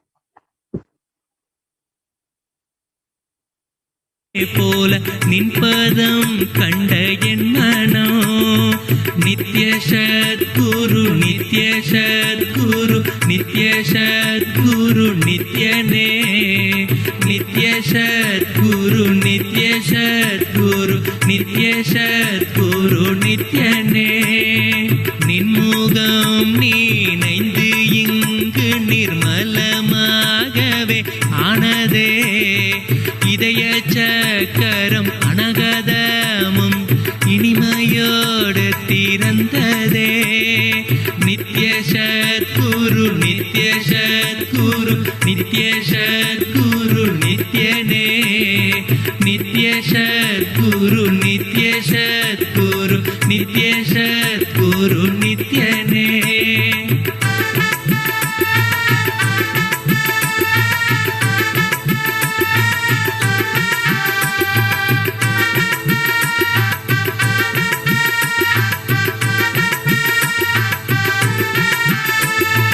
மற்றவர் கண்டு மறைகள் எல்லாம் கழன்று விசுத்தி அதுவும் அசுத்தியாய் பொறாமையோடிங்கு ஏக்கத்தோடப்பா புண்ணியம் எல்லாம் போனதே எரிந்தவயிரும் ஏக்கமும் சேர்த்து விசுத்தி அசுத்தியானதே விசுத்தியை தீர்க்க விமலனின் பதம் விரைந்து இங்கு வரவேணுமே நித்ய சத்குரு நித்ய சத்குரு நித்ய சத்குரு நித்யனே நித்ய சத்குரு நித்ய சத்குரு நித்ய சத்குரு நித்யனே ஆமை பூகுந்த எண்ணகந்தினை பொறாமை பூகாது காக்கவே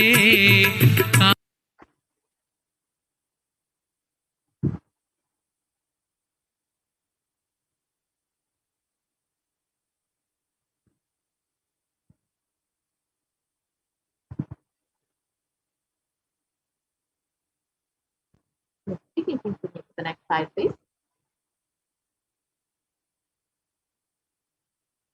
Wherever the avatar's feet have graced the planet Earth, there the seeds of super consciousness have been sown.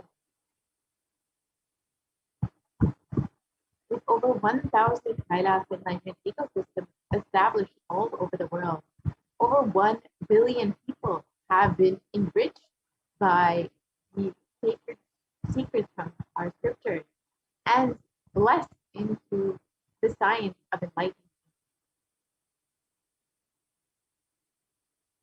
And in the next few slides, you'll just see some of the Kailas enlightenment ecosystems established by the Supreme Consciousness to bless humanity, to guide them through the Pralaya, and to create an ecosystem where the science of enlightenment can be shared. So the first that you will see here is the Adi Nithyananda, the Kailasa Nido, which was the first Kailasa established by the Supreme Consciousness. The Adi Kailasa Sarvajñapita in Bangalore, India. The Kailasa in Tirunelveli. The Kailasa in Columbus, Ohio. The Kailasa in Los Angeles, California. The Kailasa in San Jose, California. The Kailasa in Seattle, Washington. The Kailasa in Houston, Texas. The Kailasa in Charlotte, North Carolina. The Kailasa in New York, the Kailasa in Washington, D.C., the Kailasa in Toronto, Canada, the Kailasa in Oklahoma City, California, Oklahoma City, Oklahoma. The Kailasa in Phoenix, Arizona. The Kailasa in St. Louis, Missouri. The Kailasa in Oman. The Kailasa in Dubai.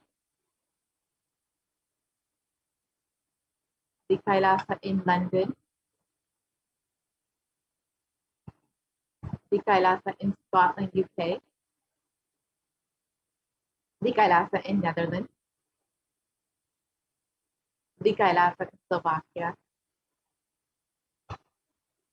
The Kailasa in Belgium. The Kailasa in Luxembourg. The Kailasa in Austria.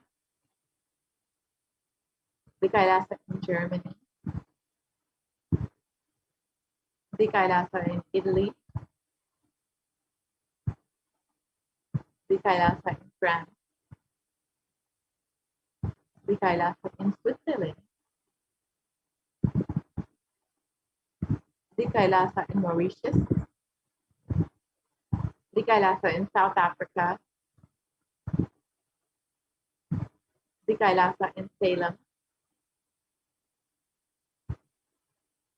The Kailasa in Hosur. The Kailasa in Patnam. The Kailasa in Varanasi. The Kailasa in Rajapalayam. The Kailasa in Hyderabad. The Kailasa in Kerala, and the Kailasa in Gujarat, which is the Yogi Service. The Kailasa in Tiruvanmiyur. The Kailasa in Alankulam. The Kailasa in Tambaram, Chennai. The Kailasa in Avadi, Chennai. The Kailasa in Chennai again. The Kailasa in Melbourne, Australia. The Kailasa in New Zealand. The Kailasa in Singapore. The Kailasa in Kuala Lumpur. The Kailasa in Guadalupe, South America. And all of these Kailasa were created as a community to foster the scientific enlightenment, to bring a super conscious breakthrough for this for humanity and to guide them through this pralaya, and to ensure humanity survives this great cosmic delusion. The Supreme Pontiff of Hinduism created the sovereign order of Kailasa with thousands of sannyasis with no discrimination against caste or religion.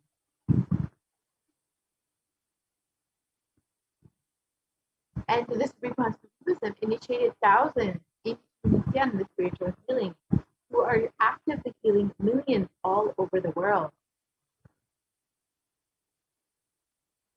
And over 2,500 satsang centers and Padaka mandirs have been established and operate as de facto entities of Kailasa. And the avatar has inspired millions to reclaim their Hindu-centered freedom. And thousands of padayatras have been conducted by the Hindu diaspora worldwide, honoring the hard work of the Supreme Pontiff of Hinduism and the revival of Kailasa, and each one silently being prepared for what was to come to the future. And in 2017, devotees in Malaysia planned a padayatra and executed it successfully with thousands participating and the dying Hindu population being reinvigorated in Malaysia.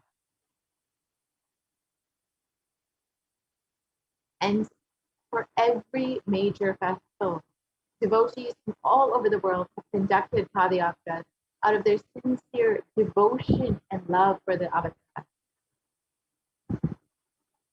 In over the past 26 years, the Supreme Pontiff of Hinduism has contributed immensely to humanity through various programs and has offered 1 billion free organic nutritious meals and continues to do so, and has enriched and reached over 1 billion people worldwide in 347 cities, 196 countries across 6 continents. And the Supreme Panchayat of Hinduism has established the world's largest Hindu university in US, Canada, Slovakia, Switzerland, and France.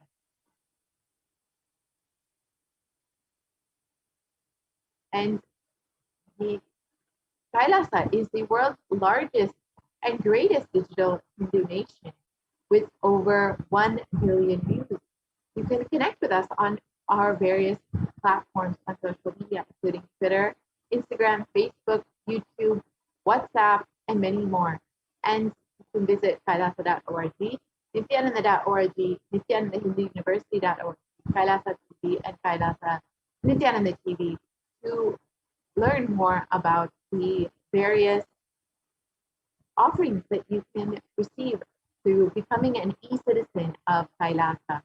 And you can, of course, also connect with us on your phone through the Enlightenment app, where you can literally have enlightenment on your phone, have Swamiji continuously with you. So if you would like to sign up for any of these and connect with us through any of these, you are more than welcome to do so. And connect to become an e-citizen of Kailasa by visiting kailasa.org. And all of these offerings from the Supreme Panchayat of Hinduism are to enrich humanity, to guide them through this pralaya, and to bring the super conscious breakthrough for humanity. So if you would like, you can sign up today and avail all of the benefits of becoming an e-citizen of Kailasa. So with this, we will conclude this segment of the program and move into the next segment of the program, offering segment, where you can learn some of the various offerings that you can make to Devi Parashakti. Devi has been continuously blessing us, continuously guiding us, literally holding our hand as our mother through this pandemic, through this pralaya, to ensure that we are protected. And if you are just overflowing with gratitude and love for your cosmic mother, you are welcome to stay tuned to the next segment and see how you can offer your love to Devi through the various offerings. So we will be right back after a very quick break and enter into the offering.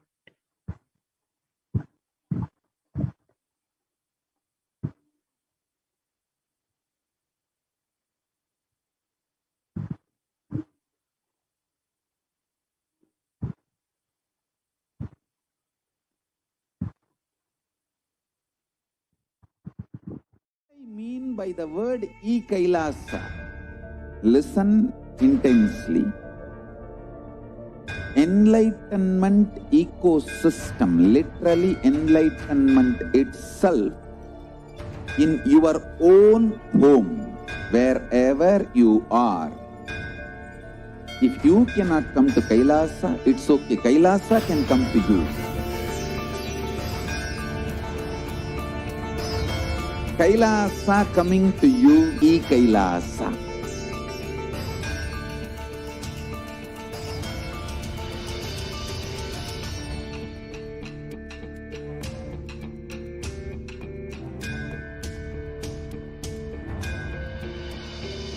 I will revive Hinduism. I am a Hindu revivalist, not by any revolution, but by evolution.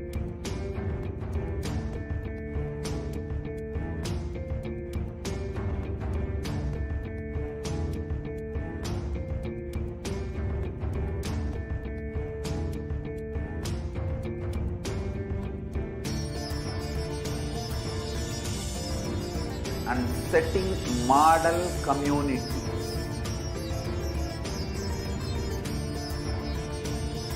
Kailasas, enlightenment ecosystems, Sarvanya Pitas all over the world.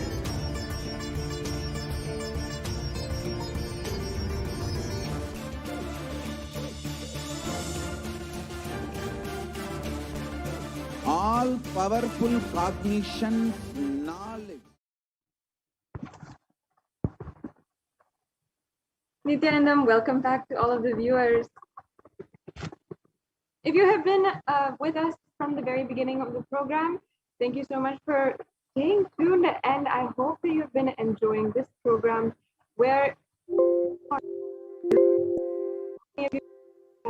to the divine cosmic being, Devi Parashakti.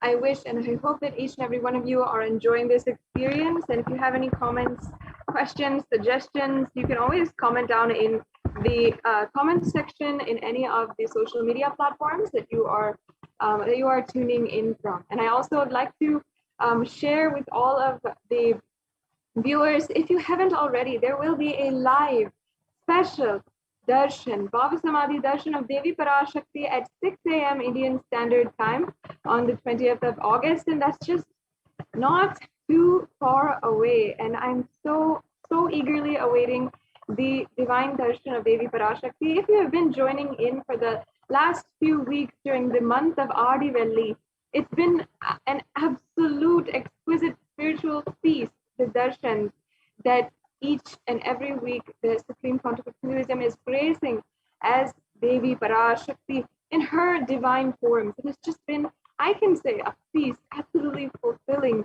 not just for the hunger of the stomach, but the hunger of our soul itself, our consciousness itself. And on this auspicious occasion of Varalakshmi Vratam, every year, this is the time that we celebrate the Varalakshmi Vratam. We celebrate Devi Parashakti in the form of Lakshmi in all of her various different forms, giving in abundance. That is the significance of Lakshmi. And this is a perfect time for you to make an offering to Devi Parashakti. Once again, I'd like to reiterate to all of the viewers that there's so much in our lives that Devi Parashakti has given, and especially for Kailashians, Devi Parashakti has manifested over 5 months on us, attending to us, taking care.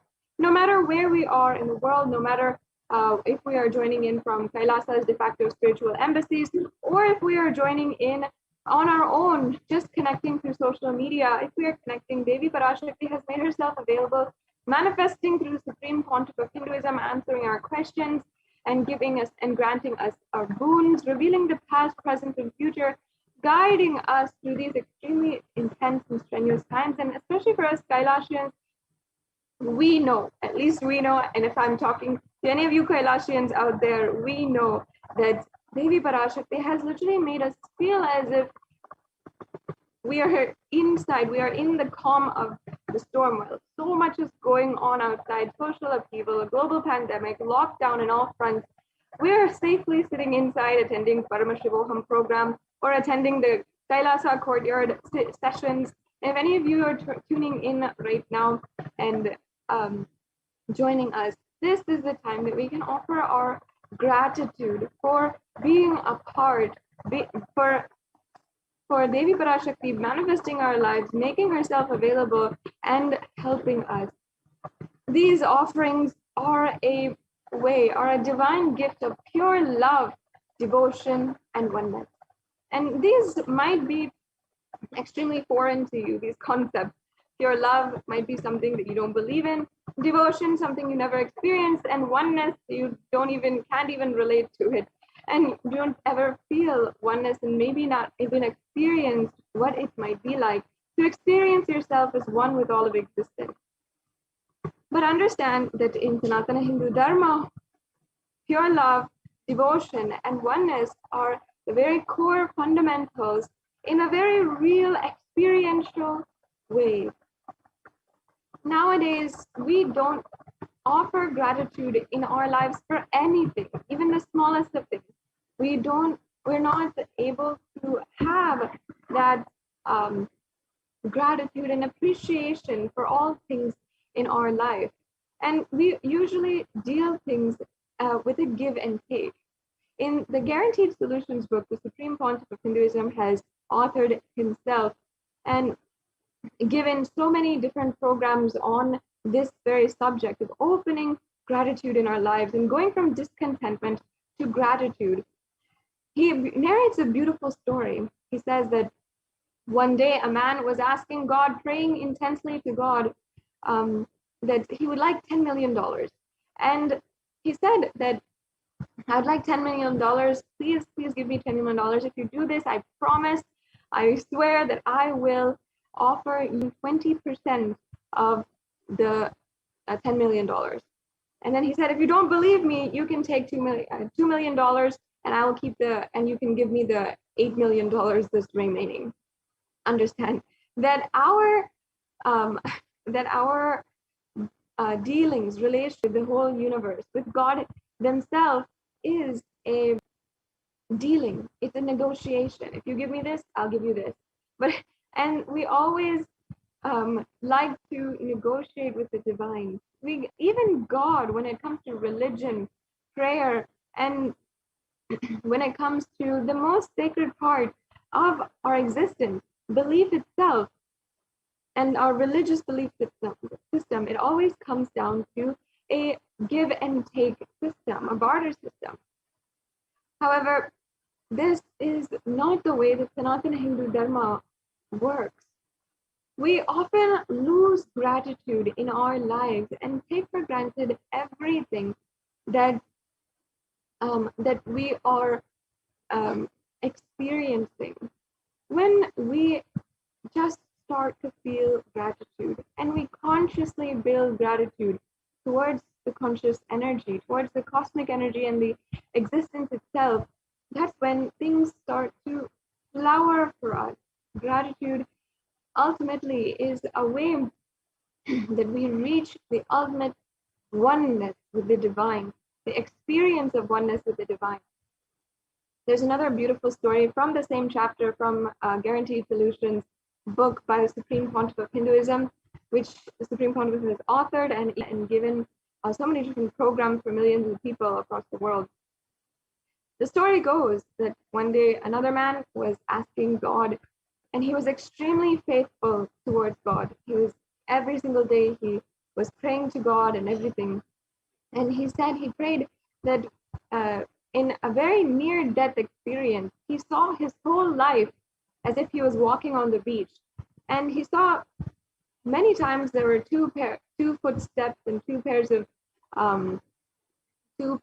of footsteps. And he understood that that was God there with him, and God was with him in throughout his whole life. But he saw that many times when he was alone and he was feeling alone in his life, and when he really, really needed God, there was only one pair of footsteps along the beach sand. And he asked God, what is this? Why have you just left me there? And in his prayers, God answered him, understand, it is not your footsteps there. I was the one who is carrying you during those times, and it's my footsteps. When we understand this, we will understand that God, existence, cosmic energy, the divine, is continuously there with us, no matter what.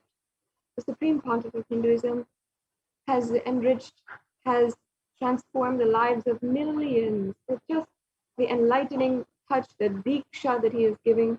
Not just with that, but feeding so many people with more than 1 billion meals served, and continuously making himself available to give us the ultimate knowledge to transcend the pain and suffering in every conflict in our lives. The Supreme Pontiff of Hinduism, during the darshan, and when a devotee, a person who goes to him and requests for something, often the response they get is, I'll take care, I'll be with you. It's just these words that has brought so many millions of people, including myself, through the toughest times in their life, and even through this global pandemic, and has made them survivors, leaders, and agents of change in the world to transform and become the highest reality that they would want to be. So it's not just myself, but so many millions of people who can attest to the fact our gratitude and understanding that the Supreme Pontiff of Hinduism, incarnation of Paramashiva himself, and the divine cosmic beings will simply take care of us. And existence is carrying us forward. That helps us understand when we consciously build this, we are literally manifesting, paving the way towards experiencing oneness. Understand that there's actually two religions in the world, the two types of religions. One is a religion out of prayer, when we continuously ask, even in our prayers, we are just asking for things. And there's another, which is the religions of gratitude. The religions of prayer and praying out of fear of God or out of greed for something never lead to transformation. That's what we should understand deeply. Pray, and when we're continuously asking, we'll never experience that fulfillment in our lives. We'll never experience transformation inside of you. When we experience gratitude, only then we are paving the way towards transformation, and we are consciously building the transformation that is going to happen on us. We will see that existence simply showers on us. So that is the context behind every single offering, consciously building gratitude. And understand that the Supreme Pontiff of Hinduism always says that through these offerings, until you manifest your reality as you wanted, we will manifest it for you. So even whatever you want in your life, don't worry, we will take care. And through these offerings, as we have seen so many times, be able to simply see or manifest your reality as you want it. So we'll be going through and literally peeling layer by layer, understanding the various offerings that we have, how we can consciously build our gratitude in our lives to Devi Parashakti and to the Supreme Pontiff of Hinduism, incarnation of Paramashiva.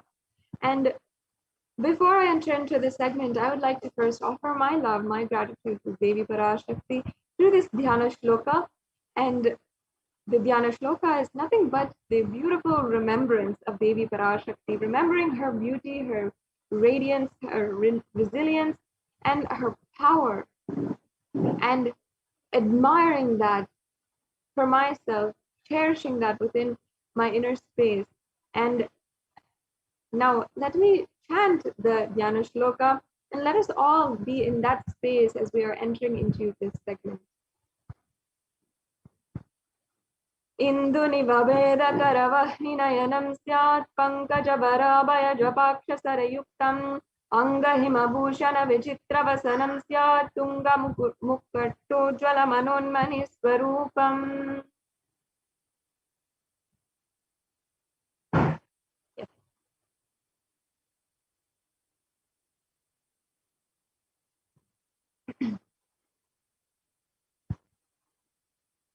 And the English translation now be chanting. Moonlight face holding the Vedas on hand, fire in eyes, with lotus flower, gracing and blessing hands in one hand with the Japamala, beautifully decorated with jeweled ornaments and wonderful clothes and shining bright crown. Her name is Manonmani.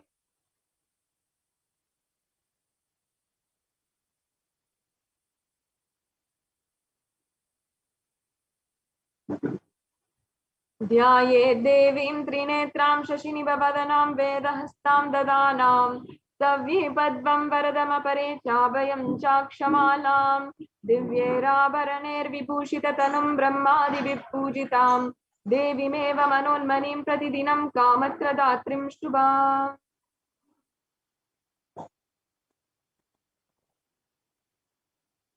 And the English translation once again. I meditate on Devi with three eyes glowing like the moon and holding the Vedas, lotus and gracing with blessing and gracing hands. She is wearing beautiful ornaments and she is worshipped by Brahma and other many gods and showers auspicious boons for all actions every day.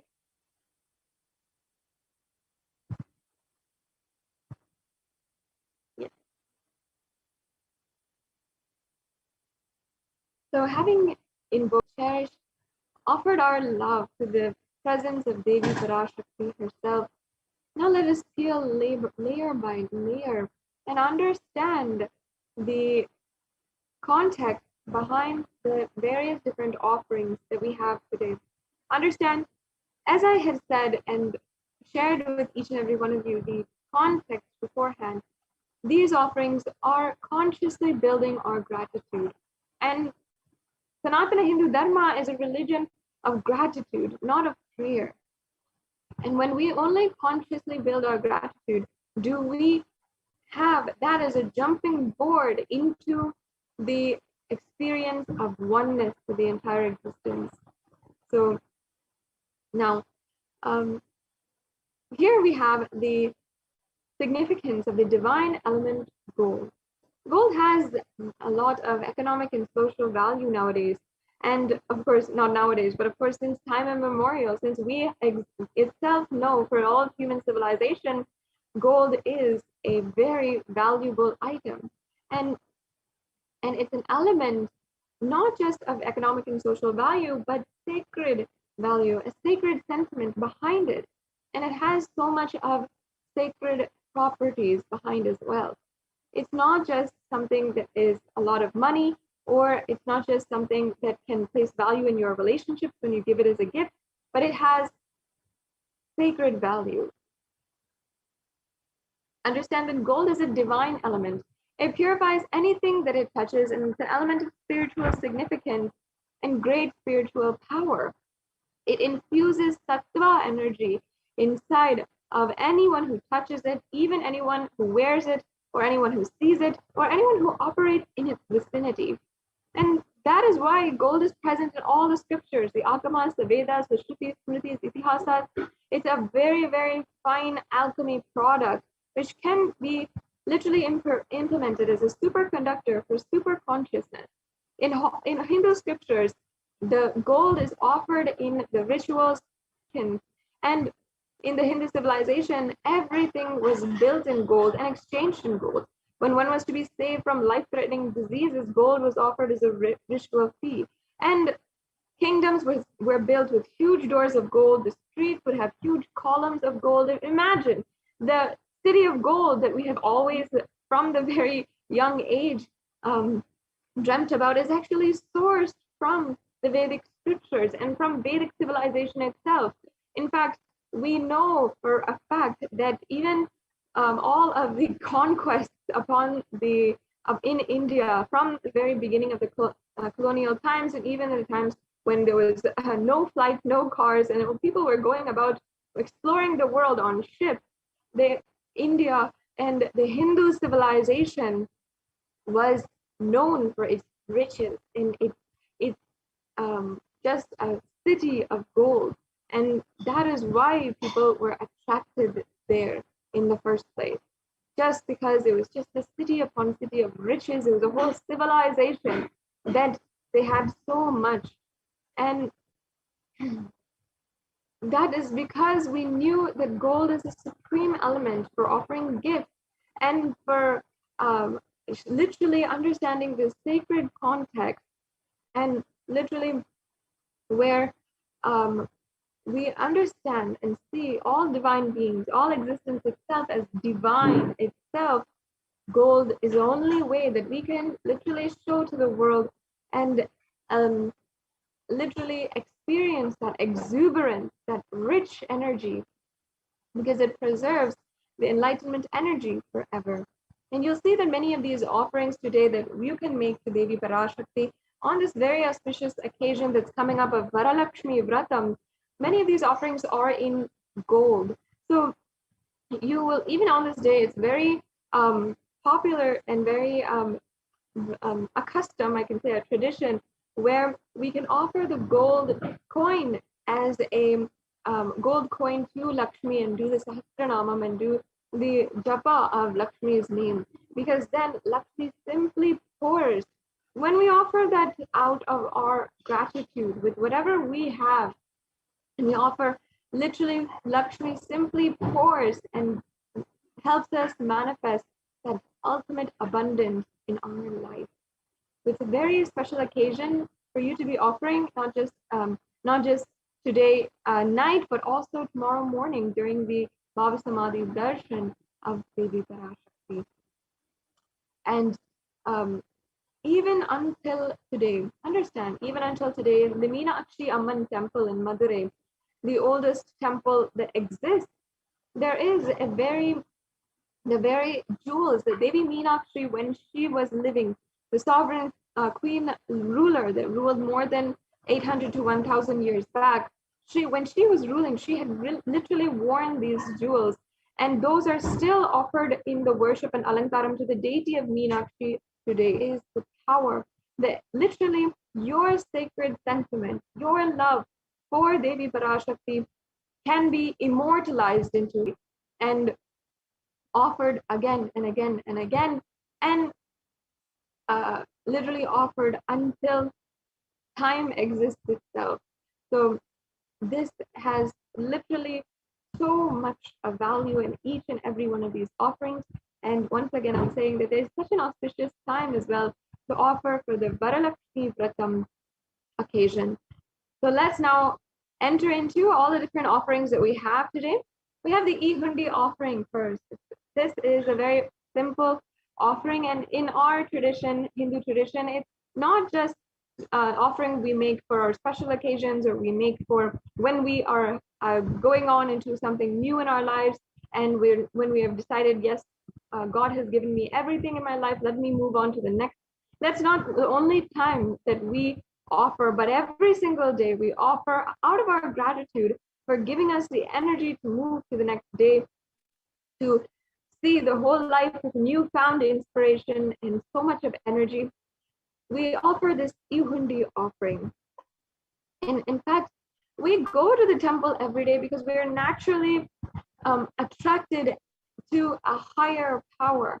In fact, even if in your life you feel that you might not have the belief for God as it says, but you are naturally attracted to higher power, why then can you say that you might be so infatuated with things that demonstrate highest power in your life, whether it be in the field of business and relationships, or even in the animal field, even when we are going in, even in the animal kingdom, even when we go to the zoo? Why do we have so much of infatuation with the tigers and lions?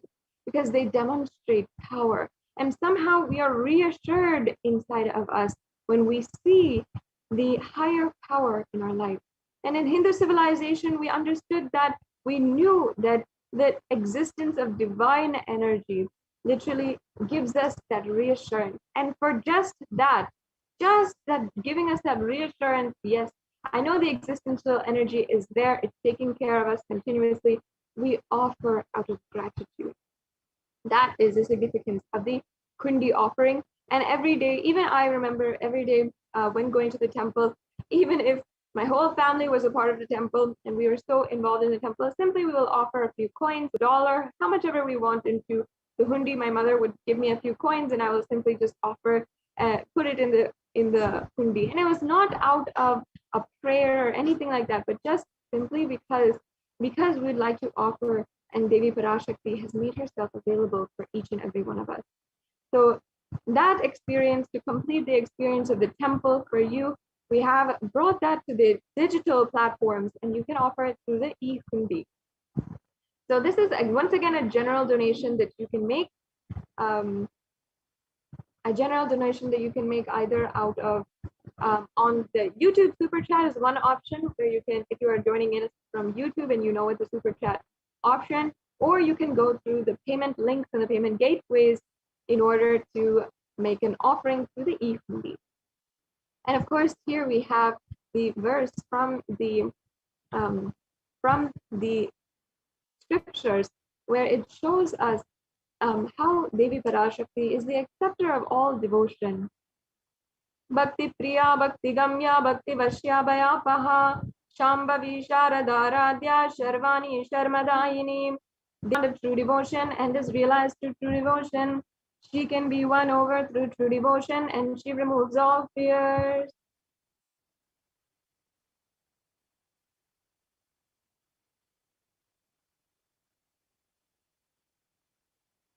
Yes, The next offering we have is the Sankalpa chanting. And the Sankalpa is a very powerful offering of gratitude for giving us all of the divine qualities, for giving us newfound inspiration for life itself. It's a very powerful offering of our gratitude for having given us life itself. And literally embedded within its lines is the gratitude for giving us all of the qualities, the divine qualities such as Kshema, Stairya, Virya, Vijaya, meaning even forgiveness, stability, courageousness, and Vijaya, which is victory. So it has so many different blessings inside of it. And we are just simply offering our gratitude to the divine for this. Now, let me just chant this pramana that we have and explain it, which gives us further, more understanding, clarity, and beautiful context towards the towards this offering. Tayetam mohate vishvam shaiva vishvam prasuyate saya chitta vijanam pushtarudim prayachati. The goddess enchants this universe, and she herself gives birth to this universe. That goddess, being prayed without interest in anything, gives the knowledge that leads to salvation and gives wealth in the materialistic sense. This is from the Devi Mahatmyam, chapter 12, verse 34. And literally it's saying the goddess enchants this whole universe. It's such a beautiful way. I love that word enchant because it literally shows us that Devi Parashakti is in every single atom, in every single layer of this whole existence, the physical, the psychological, the mental, the emotional, and even down to our very consciousness level. She enchants this whole universe. Such a beautiful way to see it. And we are just offering our gratitude for Devi Parashakti for literally giving birth to this whole universe through this Sankalpa offering. You can make this for $1 as well. Now we have the next offering, which is the Sahasranama Swarna Kastu. And Devi Parashakti is referred as Nama Parayana Prita, or she who likes the repetition of her various names in the Lalita Sahasranama, verse 731. And this is the offering of the 1008 names of Devi Parashakti. It's a very special and unique archana which is offered to the Mahameru of Devi Parashakti, and especially during this time of Varalakshmi Vratam, it is a custom and tradition that we offer the Varalakshmi Vratam, the Puja, Varalakshmi Puja, and we offer even the gold to Devi Parashakti. And here, this offering is the gold coin inscribed with each of the 1008 names of Devi Parashakti. And this is offering of gratitude of all of the divine qualities in that we might have. For example, you might feel you have so many divine or even qualities such as being able to love, being able to have intelligence. All of these are the qualities that we are that have happened in our lives, and for some reason we might even take these for granted. There's another beautiful story from the Guaranteed Solutions book, from the chapter on the discontentment to gratitude. Once again, the Supreme Pontiff of Hinduism narrated a story where once a geography teacher had been in our class, what are all the different 7 wonders of the world? And they started to name off the Great Wall of China, the pyramids of Egypt, and they also named off the Taj Mahal, and so many other 7 wonders of the world. And one girl who was sitting in the back of the classroom was sitting very quietly, and she didn't understand what was going on.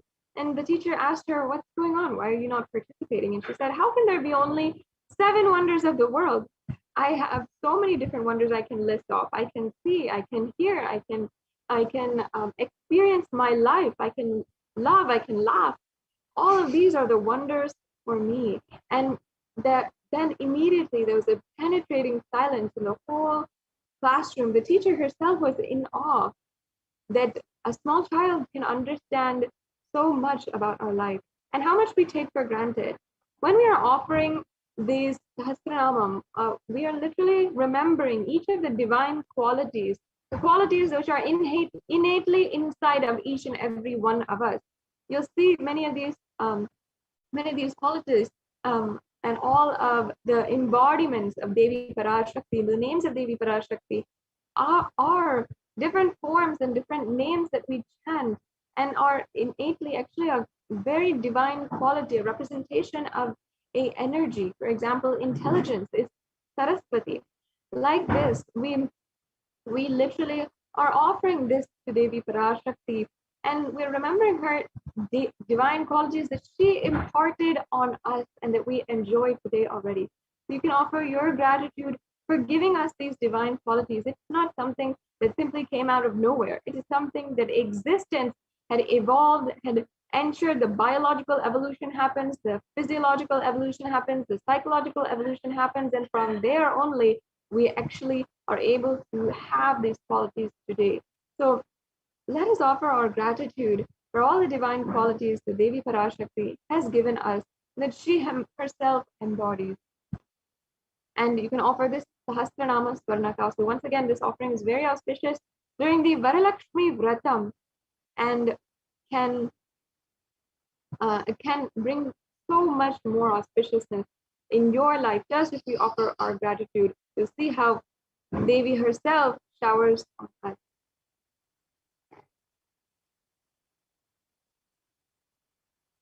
We have next the Mukta Anguti, and here we have the verse from the Meenakshi Pancharatnam, which I'll now chant.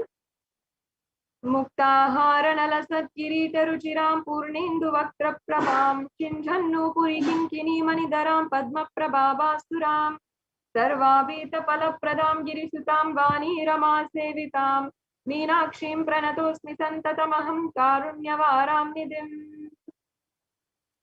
And the English translation says, I bow down to the goddess Meenakshi, whose crown has garlands of pearls and face shining like the full moon. She wears anklets that are studded with gemstones and has small bells. She is shining like the splendor of a lotus, who grants all wishes, the daughter of the cosmos, and who is worshipped by goddess Vani and Rama.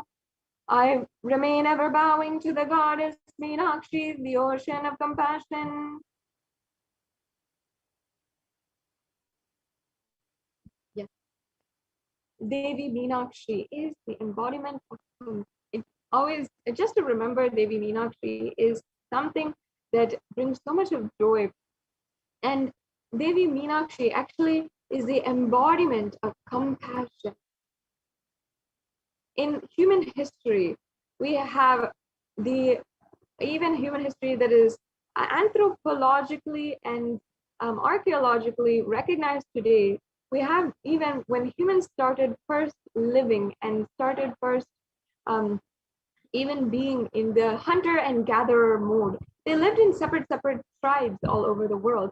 And even there's evidence of these tribes and these small civilizations going to war with each other. And this is archaeologically proven. It's at that time, thousands of years back, when Devi Meenakshi is the incarnation of Parashakti who came down in that time in human history to unite all of the tribes and the various different nations that had formed across the world, the civilizations that had formed across the world. And that Devi Meenakshi had literally conquered in every single place and did the divine conquest in all 8 directions and gathered every single one of these tribes and made the first sovereign civilization all under one rule. And when she had gathered everyone and helped each and every tribe put apart their differences, drop the wars and conflicts that they were going on, that they were doing just as mother does, even between 2 siblings. And she brings them together and she says, look, let's work together. She literally brought down Kailasa on planet Earth, helped the whole civilization advance to the next level. And this was the earliest civilization on planet Earth. And there is actually archaeological proof of this. Devi Meenakshi was real. And she's not just a figment of our imagination in Sanatana Hindu Dharma. She is real. And she was the sovereign queen ruler who literally happened on planet Earth to unite each and every one of us. And it was out of her compassion that she had literally come down to planet Earth and united all the civilization and advanced the whole civilization. So we can offer this Mukta Anguti in order to offer a symbol of compassion to the embodiment of compassion, the ocean of compassion herself, Devi Meenakshi. Now the next offering is the Swarna Padma Pushpa, the golden lotus. And there's several references of the lotus being used in the worship of Paramashiva. And it says here, one of the verses from the Kamic Agama, it says, all the kalashas should be wound around with suitable thread and covered with a new cloth, and they should be adorned with a lotus flower made of gold. And this offering of the Swarna Padma Pushpa is just that, the offering of the lotus flower made of gold. And it has such great significance. And because the lotus itself is in the plant kingdom, we can say it is a perfection of evolution.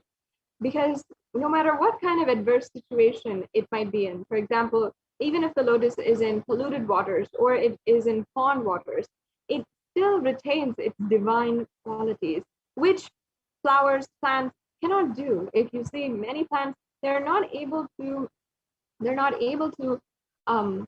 live in that same circumstance, retain their same beautiful qualities, even if they're put in polluted waters or if they're put in less water.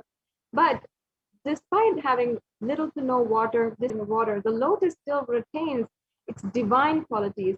And even there's so many different types of lotus. Even in the lotus species, it evolved to even having more and more different types of lotus. Even the golden lotus was actual real flower at that time. And golden lotus meaning the lotus which is looking gold, and it is actually a real flower. You can even Google it, the golden lotus, how the lotus actually had a golden color and a golden hue to it, and that we even call the white lotus as well. Understand, I'm not making up stuff here. This is all a science, and this is something that we in Sanatana Hindu Dharma have seen as the best of the best. We saw in nature, what is the best of the best? We saw the lotus having the best qualities, and we wanted to offer that to the best existence, the existence itself. So you can offer this Swarna Padma Pushpa, the golden lotus, and as a representation of the greatest quality that you can have, the quality to evolve. And you can also understand, you'll be blessed, be showered with Devi Parashakti's auspicious blessings, and have the state, space, powers, and being of Devi in your inner space, even in the most adverse situations of your life.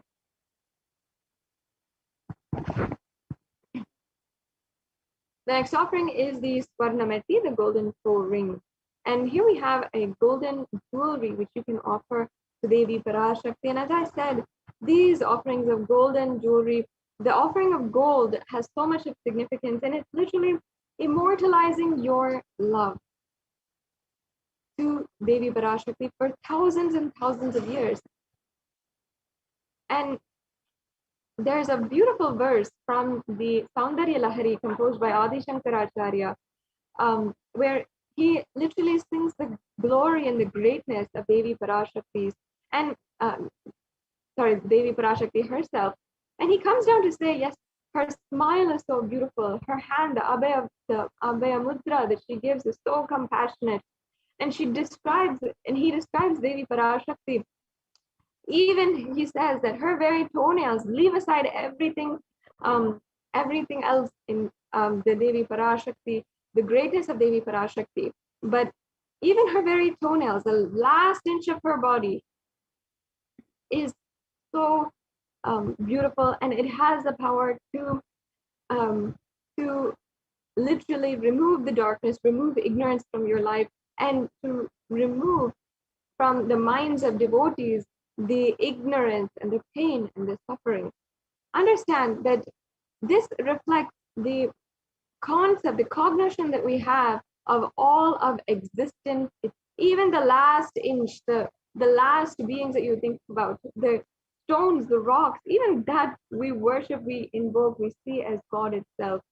So understand the greatness here, the greatest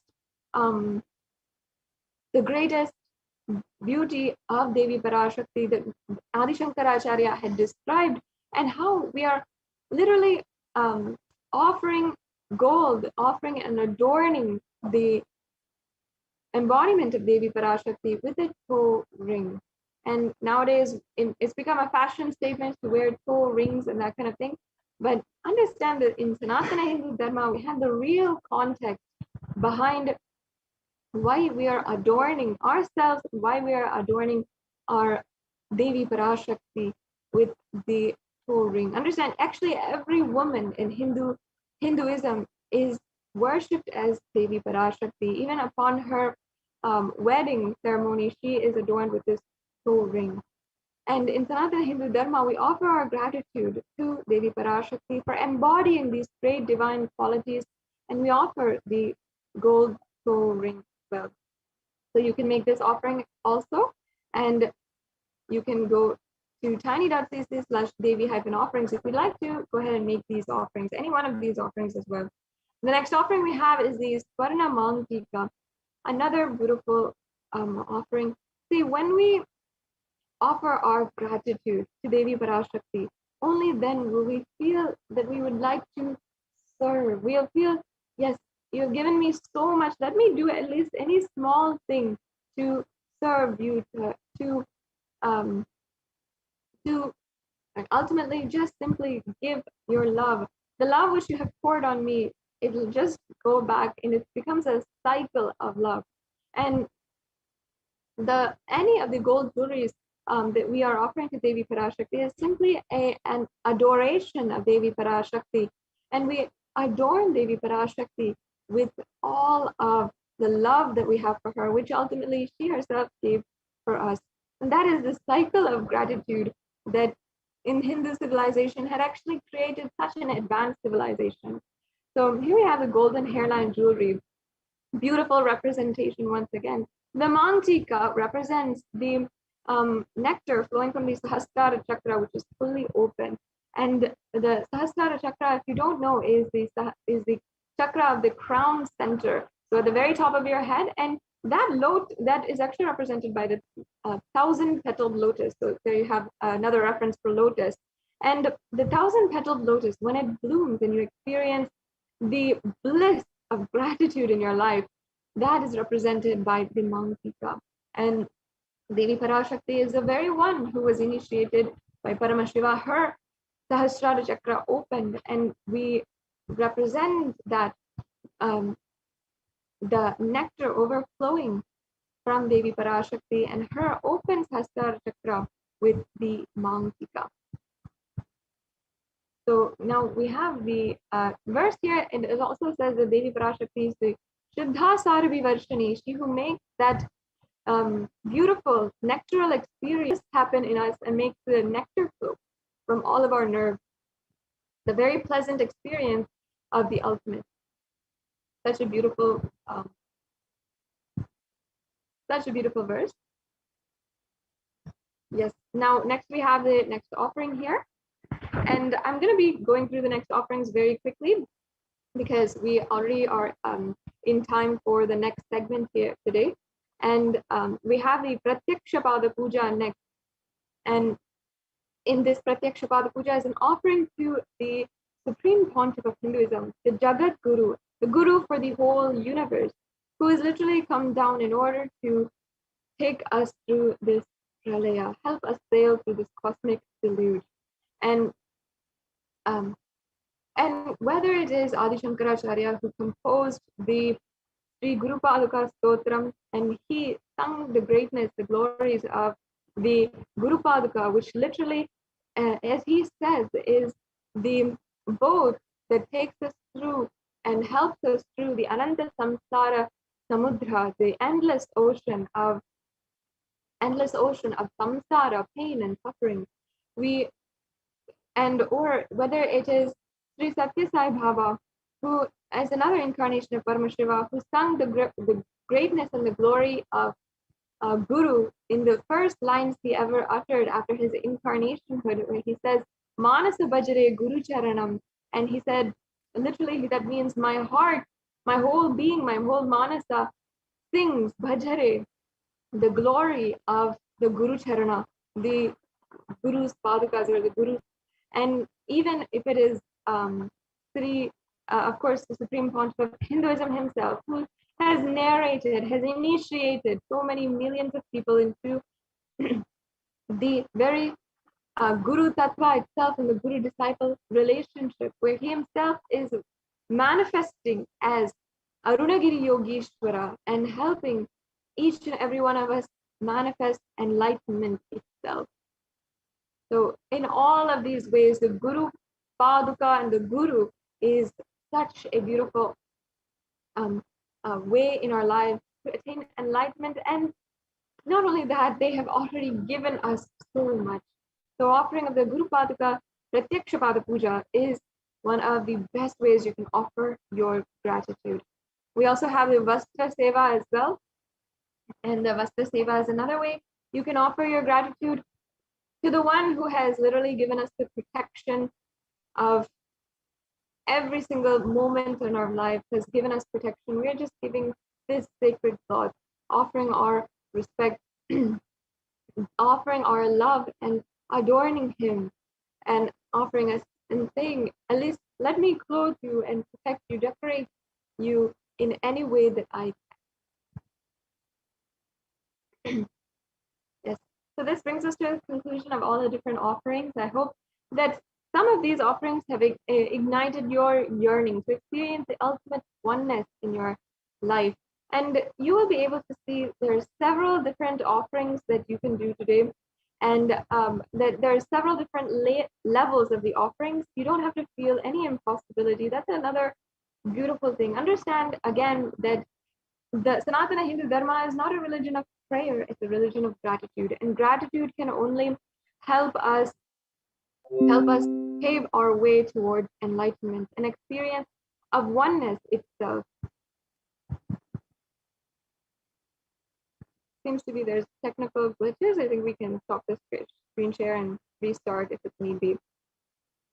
And you can ensure that you are offering your gratitude, consciously building the oneness experience inside of you. And the Supreme Pontiff of Hinduism has ensured that even if you want, you can offer in any different level that you want. Even if you feel that perhaps right now you cannot offer so much of money and immediately offer, you have two options. One is you can make an offering of any amount through the e-hundi offering, or you can register in the at the URL tiny.cc/Devi Bhava Samadhi and Bhava Samadhi Darshan. You can see we can have that link projected, and in that link you will be able to fill out a brief form. Yes, thank you so much. You can see the link now. Thank you for showing that. It's tiny.cc/Bhava Samadhi. And sorry for the technical glitch. And in this link, you can make sure that you are getting to know all the different offerings that you can make. And yes, thank you. You can see how you can make the payment today. So once you go to the link tiny.cc/Devi-offering, you'll be led to a page where you can select the offerings. You can add that to your cart and then proceed for checkout. So yes, okay, this is the gateway. And this is where you can select the payment that you'd like to make.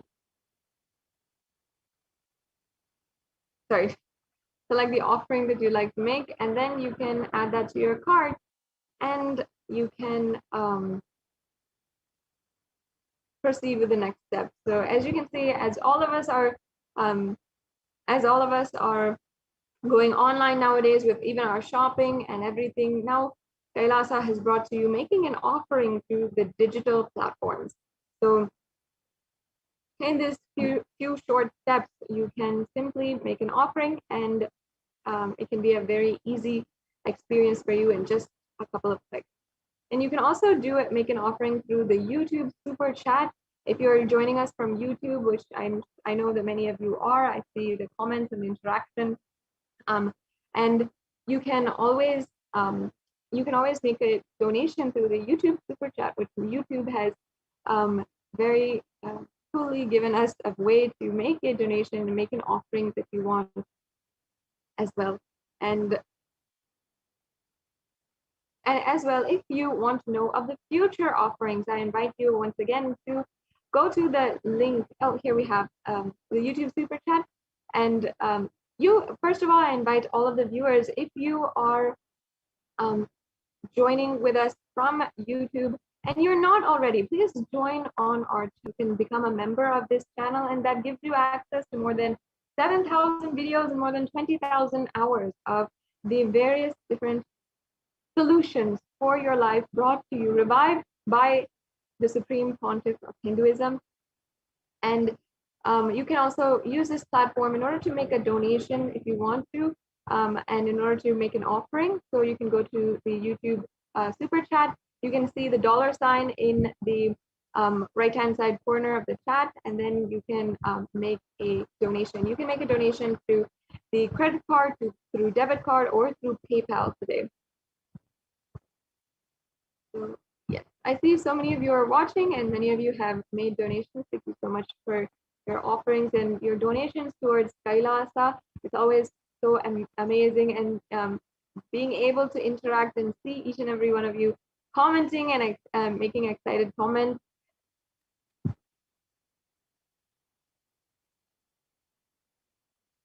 Yes, and once again, I'm very, very excited to announce to each and every one of you that we will be having the grace and blessing of the live Devi Bhava Samadhi Darshan on the occasion of Varalakshmi Vratam. So in a few hours, we're entering into that auspicious time, and I can feel it literally in my whole being, the auspicious time that is fastly approaching us. And you can ensure that right now is the time that you are getting prepared. You are staying tuned, especially to the programs. Make sure that you are liking and connecting with each and every one of us, every one of the social media platforms where Supreme Pontiff of Hinduism has made himself available, so that you can get connected to all of the different notifications, and make sure you don't miss out on any of the announcements that are coming forward. So now we'll be moving on to the next segment of today's program, where Devi Parashakti has literally manifested in so many different ways, has guided each and every one of us in every single step possible.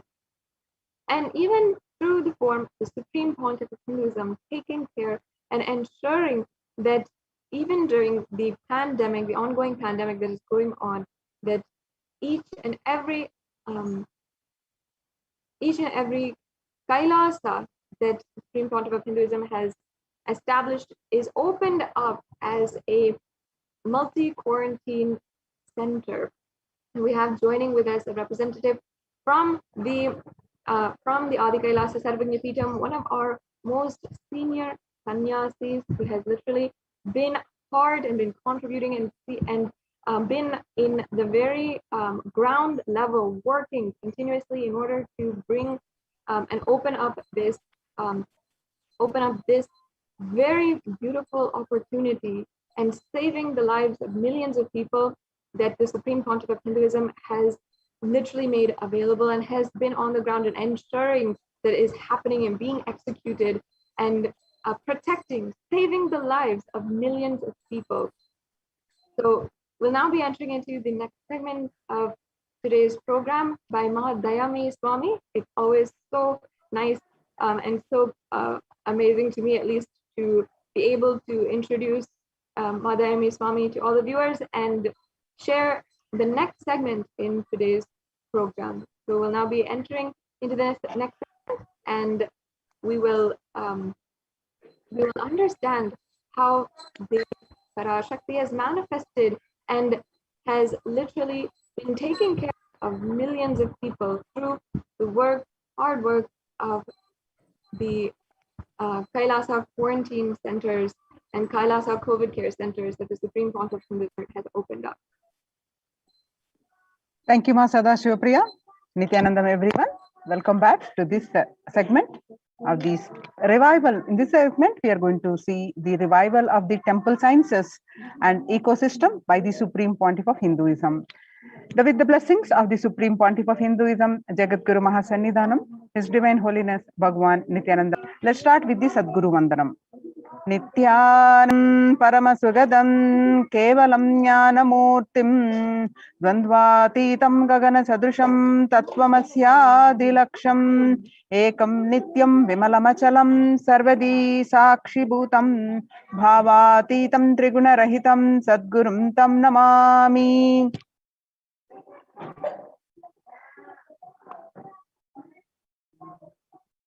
So as you see across the India, the many famous temples are in lockdown period, are shut down for an indefinite period. You see the temples from the Siddhi Vinayaka temple and the Shirdi Sai Baba temple in Maharashtra and Puri Jagannath temple remain closed for public, and the famous Puri Jagannath temple, and not only that, all religious places like temples, mosques, gurudwaras, churches, they're all shut down for devotees till further orders. And not only that, in Uttar Pradesh, major Mathura temples ban the entry of the devotees. And the famous Gujarat Somanath temple is also shut down amidst the COVID-19 race. We have just seen the few examples of these temples shut down, and during this time when the COVID-19 is rampant and the ancient temples are in a lockdown because of the risk of the widespread corona disease, the devotees of these temples were visiting and having darshan of their gods and goddesses for thousands of years. Yet all these ancient sacred sentiments have come to a harming halt after the lockdowns have taken place. The religious fervor of the devotees is being lost due to the pandemic. The Supreme Pontiff of Hinduism is reviving the e-Kailasa ecosystem and bringing all the ancient traditions of the online platforms on Kailasa TV, YouTube, and Facebook. So we will understand more about why temples and why deity worship, and what is the temple structure and how the temples radiate the energy and how it is relevant, very important aspect of our life to have these temple-based ecosystems.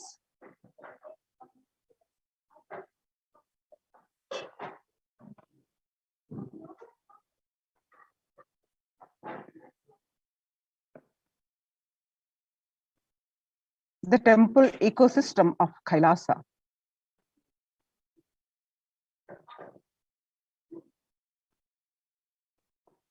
The Supreme Pontiff of Hinduism says, reviving the enlightened civilization is the vision of Kailasa, the purpose of my advent. Paramashiva assuming this body and manifesting. Kailasa is basically an enlightened civilization where everything happens based on the ultimate cosmic principle and ultimate possibilities and powerfulness. You want to know about the universe? Just they will show you the universe and teach you. And you want to know about the cosmos? They will just show you the cosmos and simple and straightforward way. In Sanatana Hindu Dharma, we had at least 10,000 sampradayas, religious, spiritual traditions, keeping this enlightenment science alive. Each Hindu sampradaya is a spiritual ecosystem created for keeping the enlightenment science alive. Every monastery, every adhinam, every mutt, every temple, every Veda Patashala, every Sarvajna Pita is a lineage are the sampradaya created to keep the ecosystem of spiritual enlightenment alive. Some may be Shakta. These are the various traditions. Some may be Shakta, some may be Yoga, some may be Vedanta, some may be Yoga, some may be Tantra, some may be Yoga Vedanta, or some may be Yoga Shaiva, some may be Vaidika Shaiva. All kinds of permutation and combination. Each temple, each mutt, each monastery, each adhinam, each Veda Patashala, each Sannyasa Sampradaya is a spiritual ecosystem created to keep the enlightenment science alive of that Sampradaya. So, Hindu temples are not just worship altars or religious congregation place, or just memorial for certain legendary person or incident. Hindu temples are residence of God. That is why in Chidambaram, Nataraja is one of the Dikshitar. And in Srirangam, Ranganatha is one of the Bhaktar, and who is doing the understand. The temples are a residence of God in any traditions of across the world. There was a time in Hinduism, we had 56 nations, independent nations, 200 states, 1,700 provinces, and 10,000 sampradayas. Almost 95% of them, population of those days was Hindus. Slowly, the brutal terrorists invading life negative gangs enter, destroy the spiritual ecosystem, the enlightened ecosystems. In last 1,000 years, we did not have a single nation, we did not have a single state, we did not have a single province practicing Hinduism as a state religion legitimately. And in 10,000 sampradayas, without any doubt, I will say only 200 are left alive, struggling to be alive. And there are three unique things of Hinduism: ability to make the divine land and get rooted in the deity, that is called Prana Pratishta. Second, the incarnations landing, the ecosystem where the incarnations land, the enlightenment spiritual ecosystem where the incarnations happen, the devotion to the feminine consciousness, that is the Devi worship. These are the unique to Hindu tradition. So Kailasa is a place where everything related to super consciousness is revived. All the sampradayas, all the spiritual ecosystems created for enlightenment will be revived and established in such a way it never gets lost again. They are there forever, serving the humanity. The enlightenment ecosystem, Adi Kailas. Like Adi Kailas, every monastery, temple is an ecosystem for keeping the enlightenment science alive and flourish, which can automatically make people enlightened. It is like an enlightenment, automatic machinery. Anybody comes in, they just introduced, inspired, excited, energized, and make the power manifestator enlightened and start radiating, and they start speaking, spreading. Enlightenment becomes this source for energy and excitement. A person who can make the enlightenment as a source for energy and excitement for anyone is an incarnation.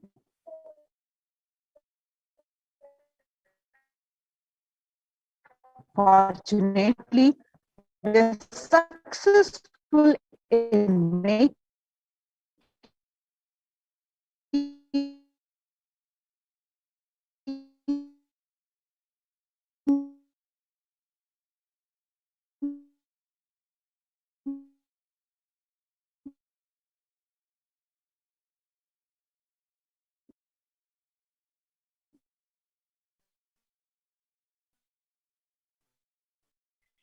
enlightenment for energy and excitement to millions of people all over the world. Cosmic energy is available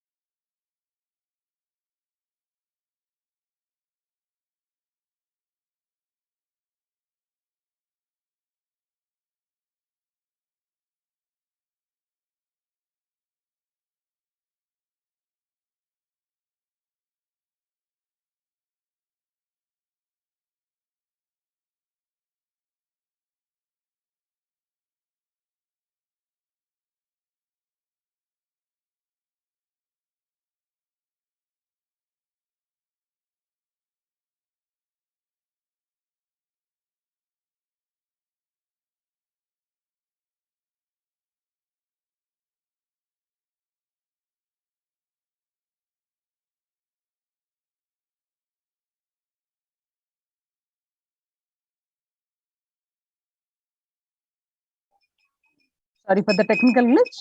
Apologize for the technical glitch. Yes. So just as a rich man leaves behind his wealth for the next generation, after he leaves the body, enlightened masters leave behind the huge energy that they bring with them in the form of temples.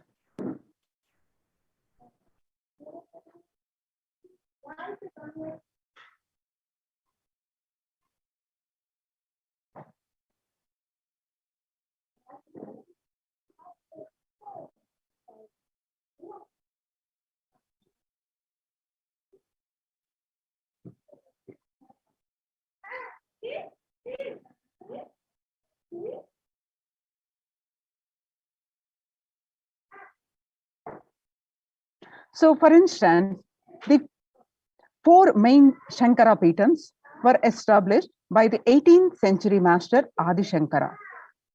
The Chidambaram temple by Patanjali, the Palani temple by the Siddha Bhogar, the Arunachaleshwara temple by the Saint Idai Kadar, and Tirupati by the Konganavar, and Tanjore by the Karuvarur. The powerful spiritual vibrations present in these places are so palpable that even the most casual visitor can feel its effects in the form of peace, bliss, or clarity. When maintained properly using the subtle powers of and meditation, temples can hold and radiate this precious energy for thousands of years. Now we'll see the temple structures.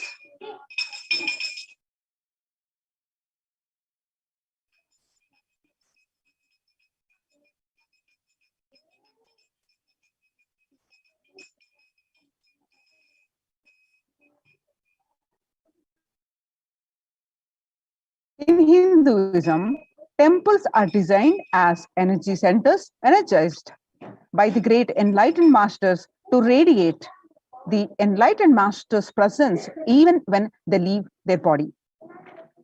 Temples are found deliberately at a place where the positive energy is available abundantly from the magnetic and electric wave conveyances of north and south poles push.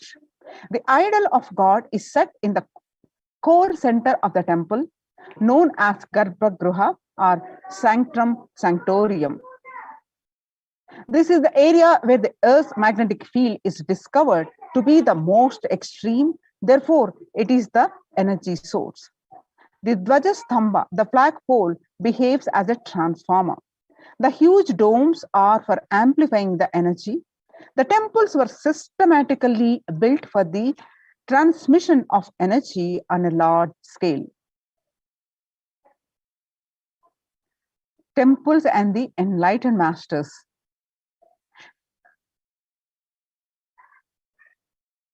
When a rich man dies, he leaves behind his wealth to his wife, daughters, and sons.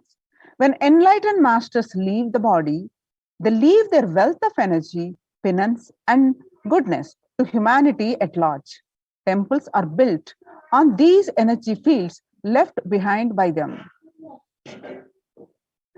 Either the master themselves build these temples, or they are, when they are alive, people who build them after the masters leave the body.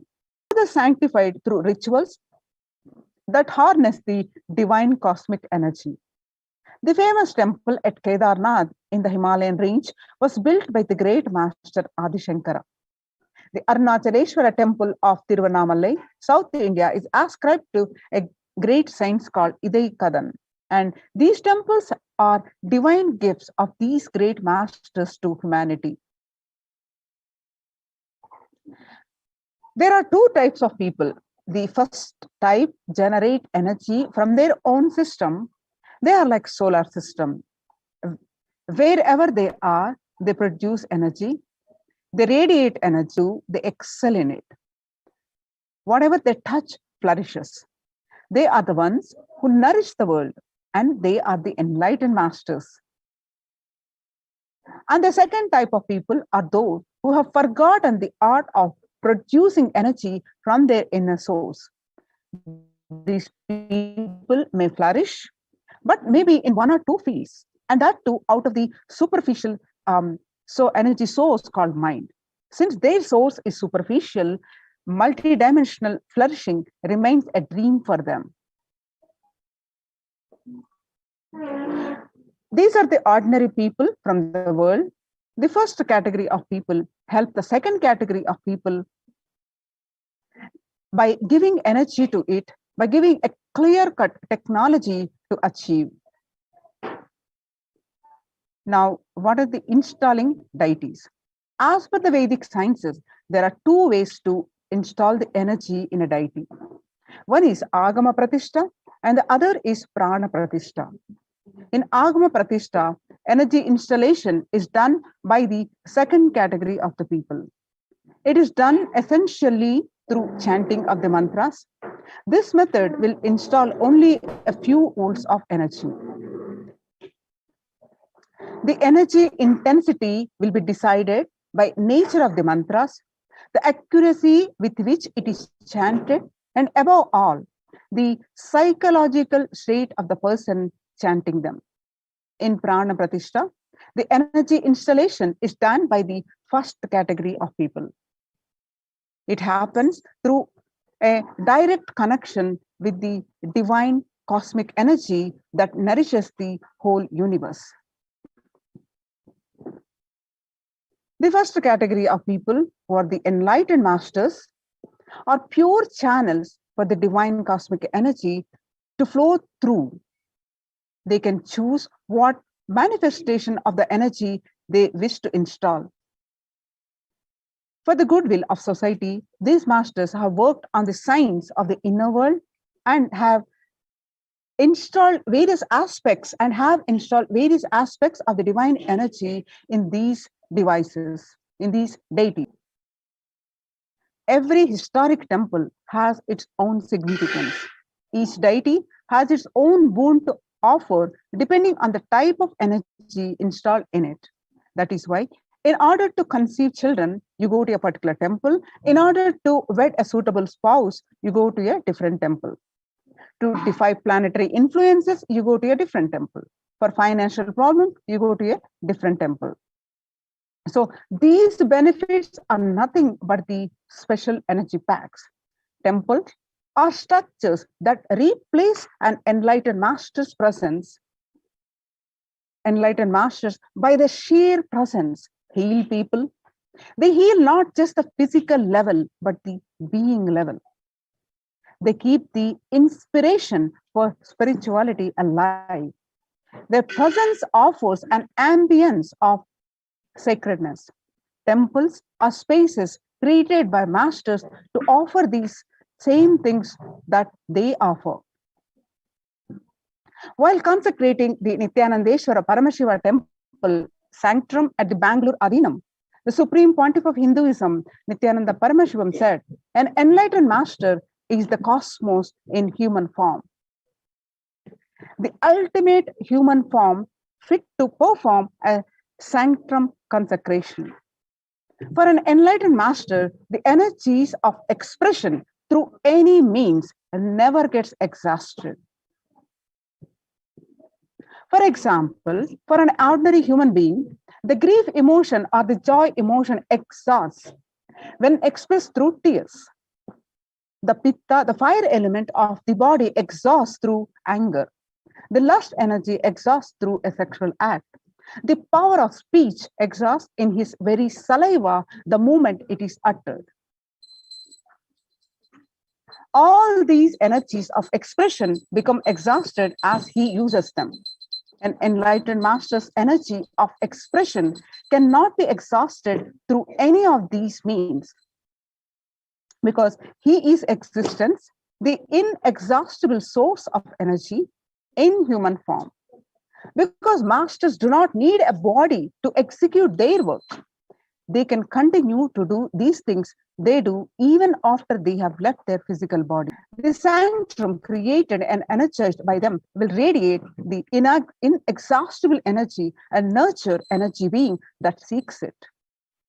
Only a master who can function without the help of his body is capable of creating a true sanctum, one that will materialize things exactly the way he does it.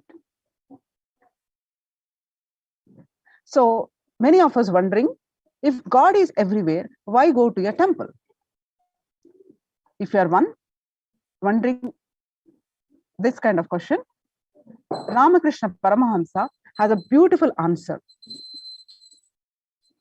Sri Ramakrishna is a great enlightened master of the 20th century, gave a beautiful answer. There is a milk all over the cow's body, but we cannot get it just by piercing it anywhere. Through the cosmic, and though the cosmic energy is available everywhere, we are not able to perceive it because it is extremely subtle. Cosmic energy is available in the most subtle form. An enlightened being or highly evolved soul knows the science of distilling this subtle energy into a gross form which we can perceive and absorb. Temples are engineered by the great rishis in such a way that cosmic energy becomes available to all as a source of healing and spiritual transformation. Then, if you're one of those who are wondering why so many temples in Hinduism, in India, about 90% of all tourist attractions are temples. There are lakhs of temples across length and breadth of India. And in places like Varanasi, for every person living there, there is a temple. But why so many temples? Whatever a civilization thinks as the highest experience, it builds structures related to that.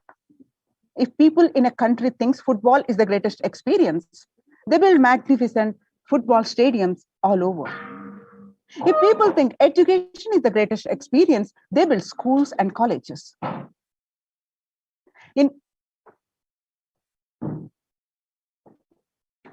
For thousands of years, Hindus in India thought of enlightenment and God as the highest experience. So they built temples.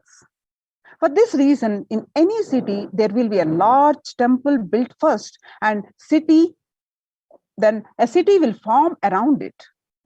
The human body is considered a miniature of the cosmos, and a temple is an expansion of the human form. Now let us see the science of temples. For thousands of years, Hindus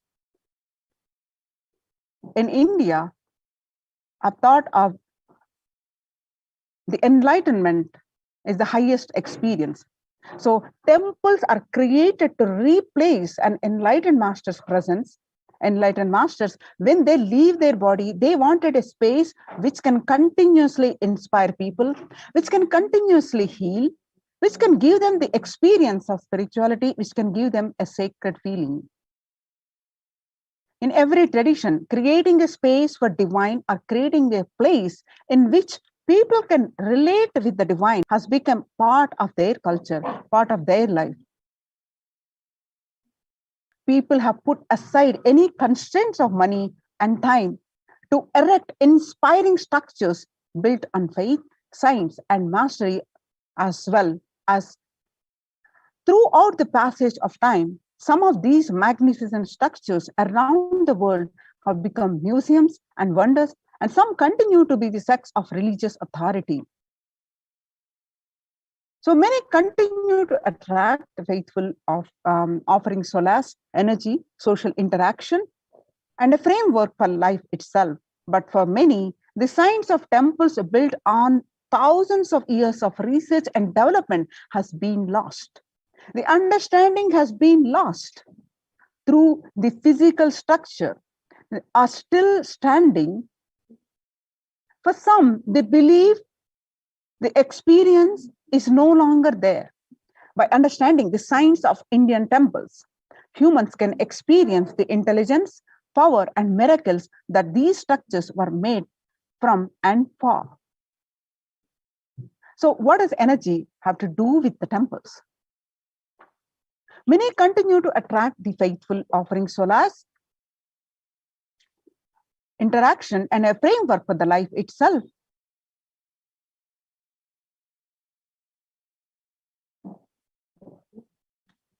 When an enlightened insight into the play of matter and energy that makes up the universe, the Vedic seers had declared more than 10,000 years ago that whatever exists is nothing but energy.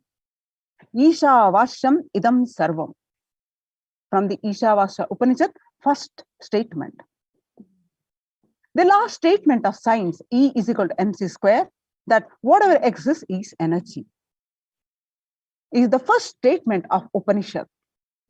Whatever exists is energy. So the last statement of science is the first statement of Upanishads. Whatever exists is energy.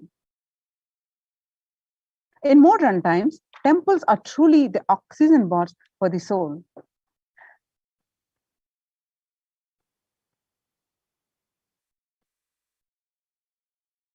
Whether one is aware of it or not, a constant energetic exchange is happening between humans and their environment. People live and move in an ocean of chaotic energies, both positive and negative. On certain levels, people are powerfully influenced by the energies and thoughts of others. The energies of living and working spaces, the residual energies of the objects that are touched, the energy and the situations encountered. Energy imbalances in the body are the root cause for a vast majority of ailments, from obesity to insomnia to mood swings. Today, more than ever before, the Vedic intelligence that gave rise to the concept of temples can be appreciated for its ancient and modern technology based on thousands of years of research and development. The powerful positive vibrations present in a temple can flush out negative energies. Without even being aware of it, deep cleansing, recharging, and ultimately purifying of the being can happen effortlessly in a temple, resulting in physical and mental healing. In modern times, temples are truly the oxygen bars for the soul. A temple is more than a building. The entire art of building temples is not a mere art. It is a science. Temple architecture is a highly developed science. Every single facet of it, from the size of the idols and the size of the rooms and the courtyards, the directions in which each has to be situated, to the process of installing the idol in the sanctum. All these are laid down in detail in manuals that were developed thousands of years ago. An Indian temple is more than just a building or a structure. It is the image and energy of the divine. A temple is a miniature cosmos comprised of the 5 elements and a presiding deity. A temple is an outgrowth of the deity which has its own independent intelligence and from which energy is constantly radiating. Temples are also used for social interactions, spiritual education, cultural events, and economic exchange. Temples provide the opportunity for transformation towards a higher consciousness. By experiencing God in an outer form through worship, temples and the deities act as a vehicle or bridge for inner transformation. Essentially, temples were designed to be the spaces where the mind spontaneously moves within and meditation happens effortlessly. Every aspect of the temple, from the architecture to the ritual to the kind of worship offered, have been consciously created to make this experience happen. When thousands of millions of people congregate to celebrate the divine and offer gratitude, any place becomes a temple, a place of worship.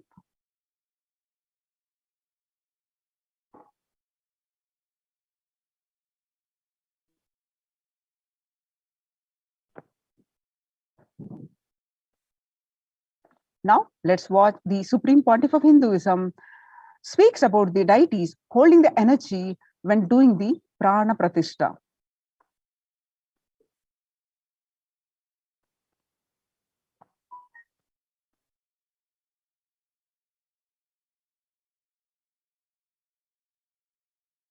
Settling, I wanted to do this Kumbhabhishekam,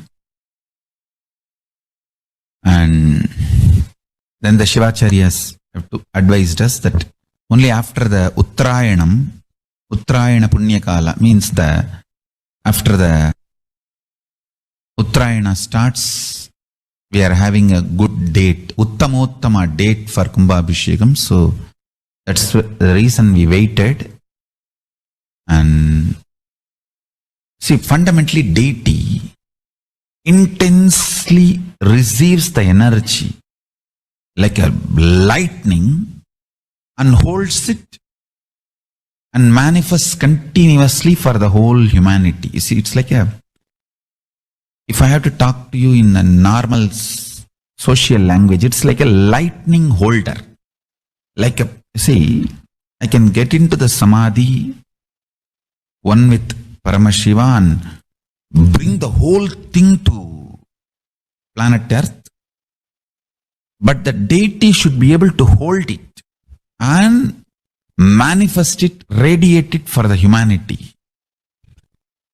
So that is the reason the beautiful, dense, most dense granite deity is made. The earlier, the Avudayar we made, too much of power manifestation, it has given crack in multiple places.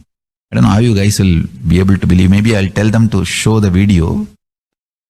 Such dense granite cracks to pieces and so carefully maintained with so much of all the Abhishekam, Puja and everything. Crack is the last thing you can imagine in dense granite, but so many places that earlier Avudayar has had, and that's the reason we made the new deity with more dense granite now. More dense granite, the deity is done, so it can withstand the power manifestation and hold the power for quite a long time. Maybe at least next 12 years it can hold. And before that I'm planning for the different level of granite for Avudayar. I wanted to teleport from the other planets where the 100 times more dense than planet Earth's granite is available. And anyhow, all that I'll do it and then show, and instead of giving material for trolls, I'll give everything is achieved. After everything is done.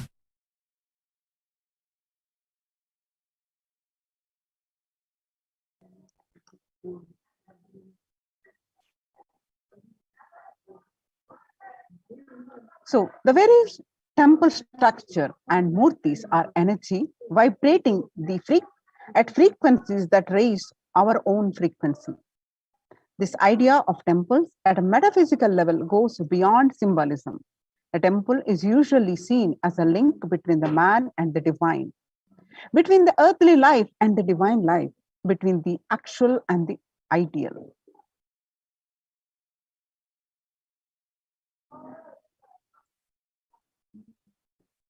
The temple, as a bridge between the earthly mundane and the divine, starts to narrow as the link or the bridge disappears and one actually experiences the energy or divinity within the temple structure and therefore within themselves.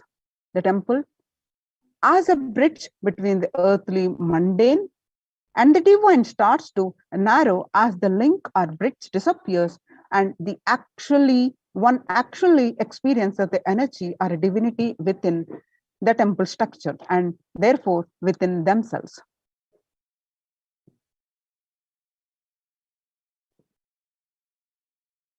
The very temple structure and murtis are energy vibrating at frequencies that raise one's own frequency. The 5 elements represent macrocosm are seen in all aspects of temples. In the construction, the worship, and the rituals. In the temple itself, the foundation of the temple represents the earth, that is Prithvi, the walls of the sanctum, water, Apaha, and the tower over it is the fire, that is Tejas. The final tier of the Vimana, above it is the formless space, that is Akasha. The sanctum is thus a constellation of 5 elements that are basic building blocks of all existence.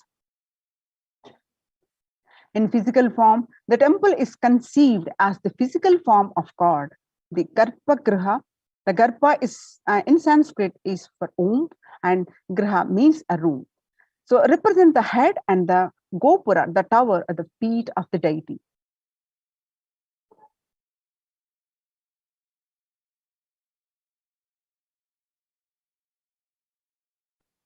So vertically, the Garbhagriha represents the neck and the Srikara, the superstructure over the Garbhagriha, the head, the Kalasha, the tuft of hair, the Shika. When a devotee enters the temple, they are virtually entering into an energetic mandala and participating in an energy field.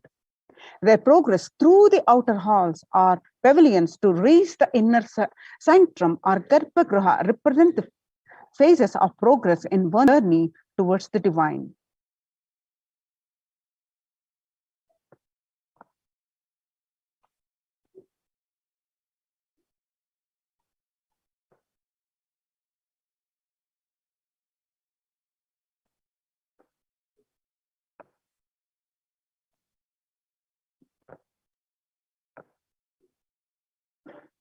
Now, with this understanding of what are the temple structures, now let us understand why deity worship.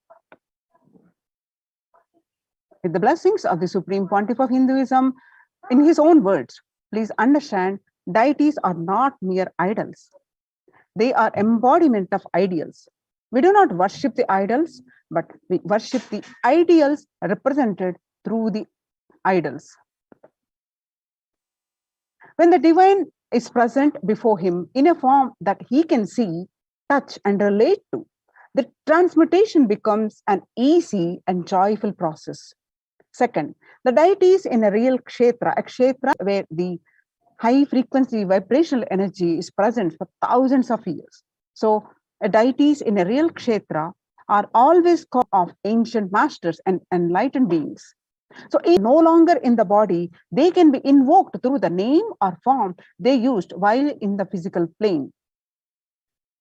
So, when we pray to the deity or chant its name, the corresponding divine vibration is automatically awakened and becomes available on the energy plane to guide and bless us.